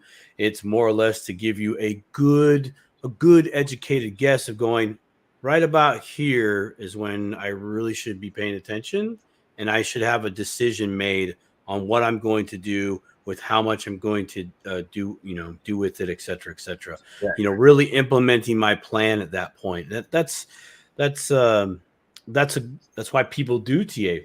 Where are we today? Where are we at? Where's price action? What's going on in the world?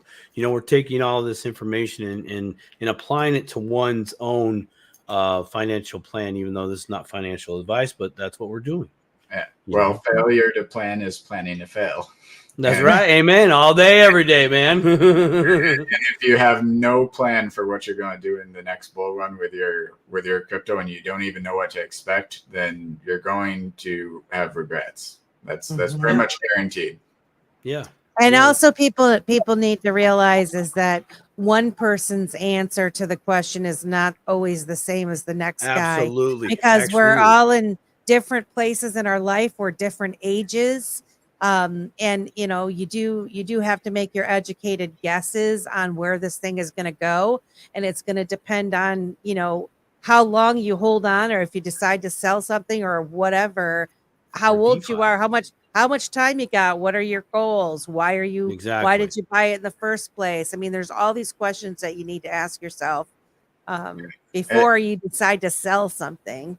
And I'd also say, sudden wealth syndrome is a thing, and if most of this audience that too is probably holding XRP, and I do think a lot of sudden wealth syndrome will happen, even if you succeed completely in crypto.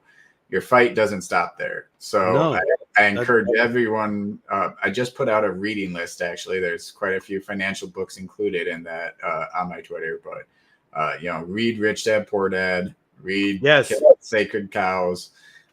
Understand the difference between what you have and what you're making. Because even if you walk out of crypto tomorrow with $10 million in your pocket you didn't have today, that doesn't make you wealthy. It's not about having $10 million, because you can spend and lose all of that very quickly and easily. Find the ways to preserve it. Go get yourself some rental properties and an income flow, cash flow that is predictable and stable, so that you can have a baseline of your quality of life that you can build off of and leverage. And that's what's going to make you happy in the long run. If you're just looking for money, hoping to get rich, pulling it out and running and buying everything under the sun, I'm sorry, that's not the way it works. No, it's not. And I would like to add a book to your list if it's not already on there, because I haven't looked.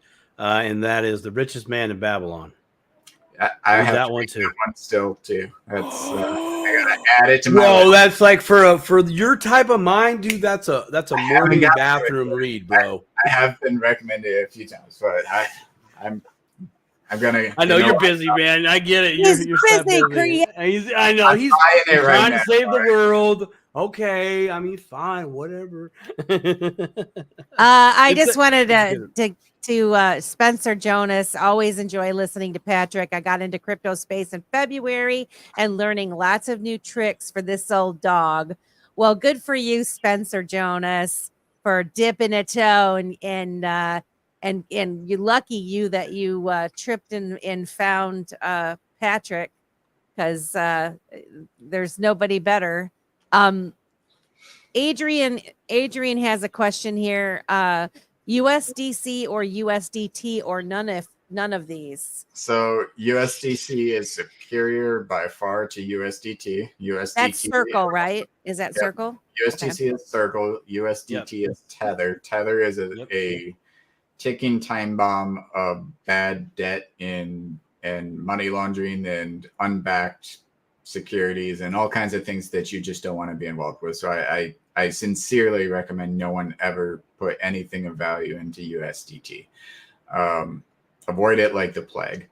USDC is relatively legitimate and better, but once RLUSD comes out, that will be the king of stable coins, far and above. You will have to wait for rollout all over for that, because I was going to say USDC, at least in the short term. It's the safer of the two, in my opinion. But today's hero is tomorrow's villain. And I don't mean that in a negative way. It just means today it's good. Tomorrow it could be bad, and good things are always on the way, which means you have to be in a position to be able to move in that forward progressiveness. So I'll even confess a little something. I applied to a job. What? Yeah, I applied to a job with Circle to be their CFO because I saw the listing for $400,000 a year, and I was like, you know what? Hell yeah, dude. But Was that in Washington? it's actually remote. Oh, okay. So yeah, so I applied, but I was thinking about it, and I'm like, well, if they don't get their butts over to the XRP ledger and put USDC on the ledger, lickety split, they'll be irrelevant within 2 years. So as soon as RLUSD comes out, they're going to kill Circle if Circle doesn't get it on the ledger, so that they have the cheap transactions at the same speed. Yeah. They could do that, but without that, they're toast.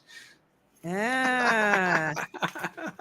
You are something else, Patrick. Wait a minute. Time out. We're going to back this boat up. You're telling me you had enough time to apply for a job to be the CFD and run for president, by the way. And run for president, by the way. Yeah. And you don't have time to read a book, Rich Man of Babylon? I read a lot of books. I just bought it though just now. Oh, did you? All right, good. All right, cool. Intention is 50% of the game. Here's another question: is Ethereum safe for the next 2 to 3 years? I need a definition of safe. I don't know what you mean. Yeah, I don't know what this. I need a definition of safe. So I would not bet on Ethereum. I wouldn't personally put any money into Ethereum myself. That doesn't mean it won't do okay. I would still say that there is a law of diminishing returns, and that their proof of stake concept after proof of work is not only subpar, but it's not friendly to anybody that is not a billionaire. I'll put it that way. So it has fundamental problems in Vitalik Buterin and Ethereum. Vitalik Buterin, being Ethereum's founder, has always been reactionary. It's always been fire first, fix it 6 months later. And everything he's ever done with Ethereum has always been reactionary to problems. It's never been proactive nor strategically planned. So investing in any kind of product is investing in the people that made that product. And I would say for that reason, Ethereum is not a good investment because Vitalik is incompetent. But that doesn't mean it wouldn't make you some money or one way or the other. I just think it's garbage. I'm kind of intrigued in it. Like I'm learning, since I'm an ambassador for the Chicago coin, and I'm learning about meme coins, which I didn't know very much about it, and I still don't know a lot about them. But one thing that it did force me to do was to I got a MetaMask wallet, which I hadn't had, and I learned that they built it on Base Chain, which is connected to Coinbase, and Base Chain is part of the new super chain, Optimism, which is a collective of folks that are worried. So anyway, I want to study more about these things, and I was going to ask you about it, and that's going to be like a whole nother show to get your perspective on it. But I'm intrigued, and when I did do this, I expected it to cost me a lot because I had to buy the coin with Ethereum, and I had to convert it over to Base and do that, and it was cheap. It was relatively cheap and fairly quick. And so I wonder if that is something that in the future is going to help Ethereum, because if they can, do, I don't know. Cause I was like, I don't know. To be honest, I haven't spent a lot of time studying Ethereum. I just haven't. And, but these are little things that I'm starting to learn now that I at least want to know about. And, so I just wonder if that's a possibility, because I don't think Ethereum's going away. Do you? I do see scenarios where Ethereum could become irrelevant, archaic, and disappear, to be honest. If Oh, wow. the XRP ledger inevitably will add native smart contracts to the XRP ledger, not just EVM sidechains. Yeah. If that ever happens, which I do think is probably inevitable, I don't know if it'll be anytime soon, but Ethereum becomes completely irrelevant at that point. Yeah, once everything really gets going on these other, And I'd say even now, Solana is poised to kick Ethereum from its spot. Solana is more likely to be the go-to meme and junk coin, shitcoin blockchain of this bull run, because Solana makes it so easy. You can launch a token in 2 minutes. They have actually a website that's I forget what it's called now, but anyways, you go there and you pay like $2, you name the coin and you drop an image and it launches the coin for you, and then people can invest, and there's literally just thousands of them per day. And it's just ridiculous. Is it Sologenic? Solana. Solana. But I'm thinking of the site though. Sorry. It's like fun dot something. No, I'm off. Pump.fun. Yeah, if you check out pump.fun. Pump.fun. That's not ensuing anything. Here, I'll even share screen and you'll see how many coins are being created, how quickly on Solana. And this is why Ethereum is not going to be the main coin blockchain of this current bull run. They're just creating any old thing and it just popping up. And but couldn't it also be too, like, I mean, for some, in some respects, because we are so early with all of this, I mean, a lot of people starting to dip their toe into, like, just even going, be able to do that, right? Like, say, I don't know, do you call that minting your meme or whatever, right? And so, like, I've never done it. I kind of want to try it. And so I think, maybe people are practicing and they're trying and they're seeing what works, what doesn't work, right? And some of those turn into multi-million-dollar or $100 million junk coins, though. Overnight.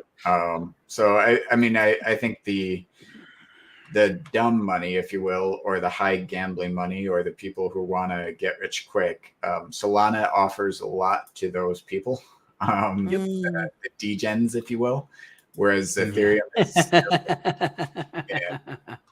is still very clunky. I think you're right. I think you're right, Kelly. I'm really, so Kelly says, I think Base is going to be the next Solana. I think Base is going to be big. From the little that I've studied on it already, and also this optimism chain, it's super chain. I'm very intrigued with, but the Base being the up and coming, once that really hits the mass population, where people are being kind of almost funneled to Coinbase, because that's where a lot of people are going to start with Coinbase. I mean, I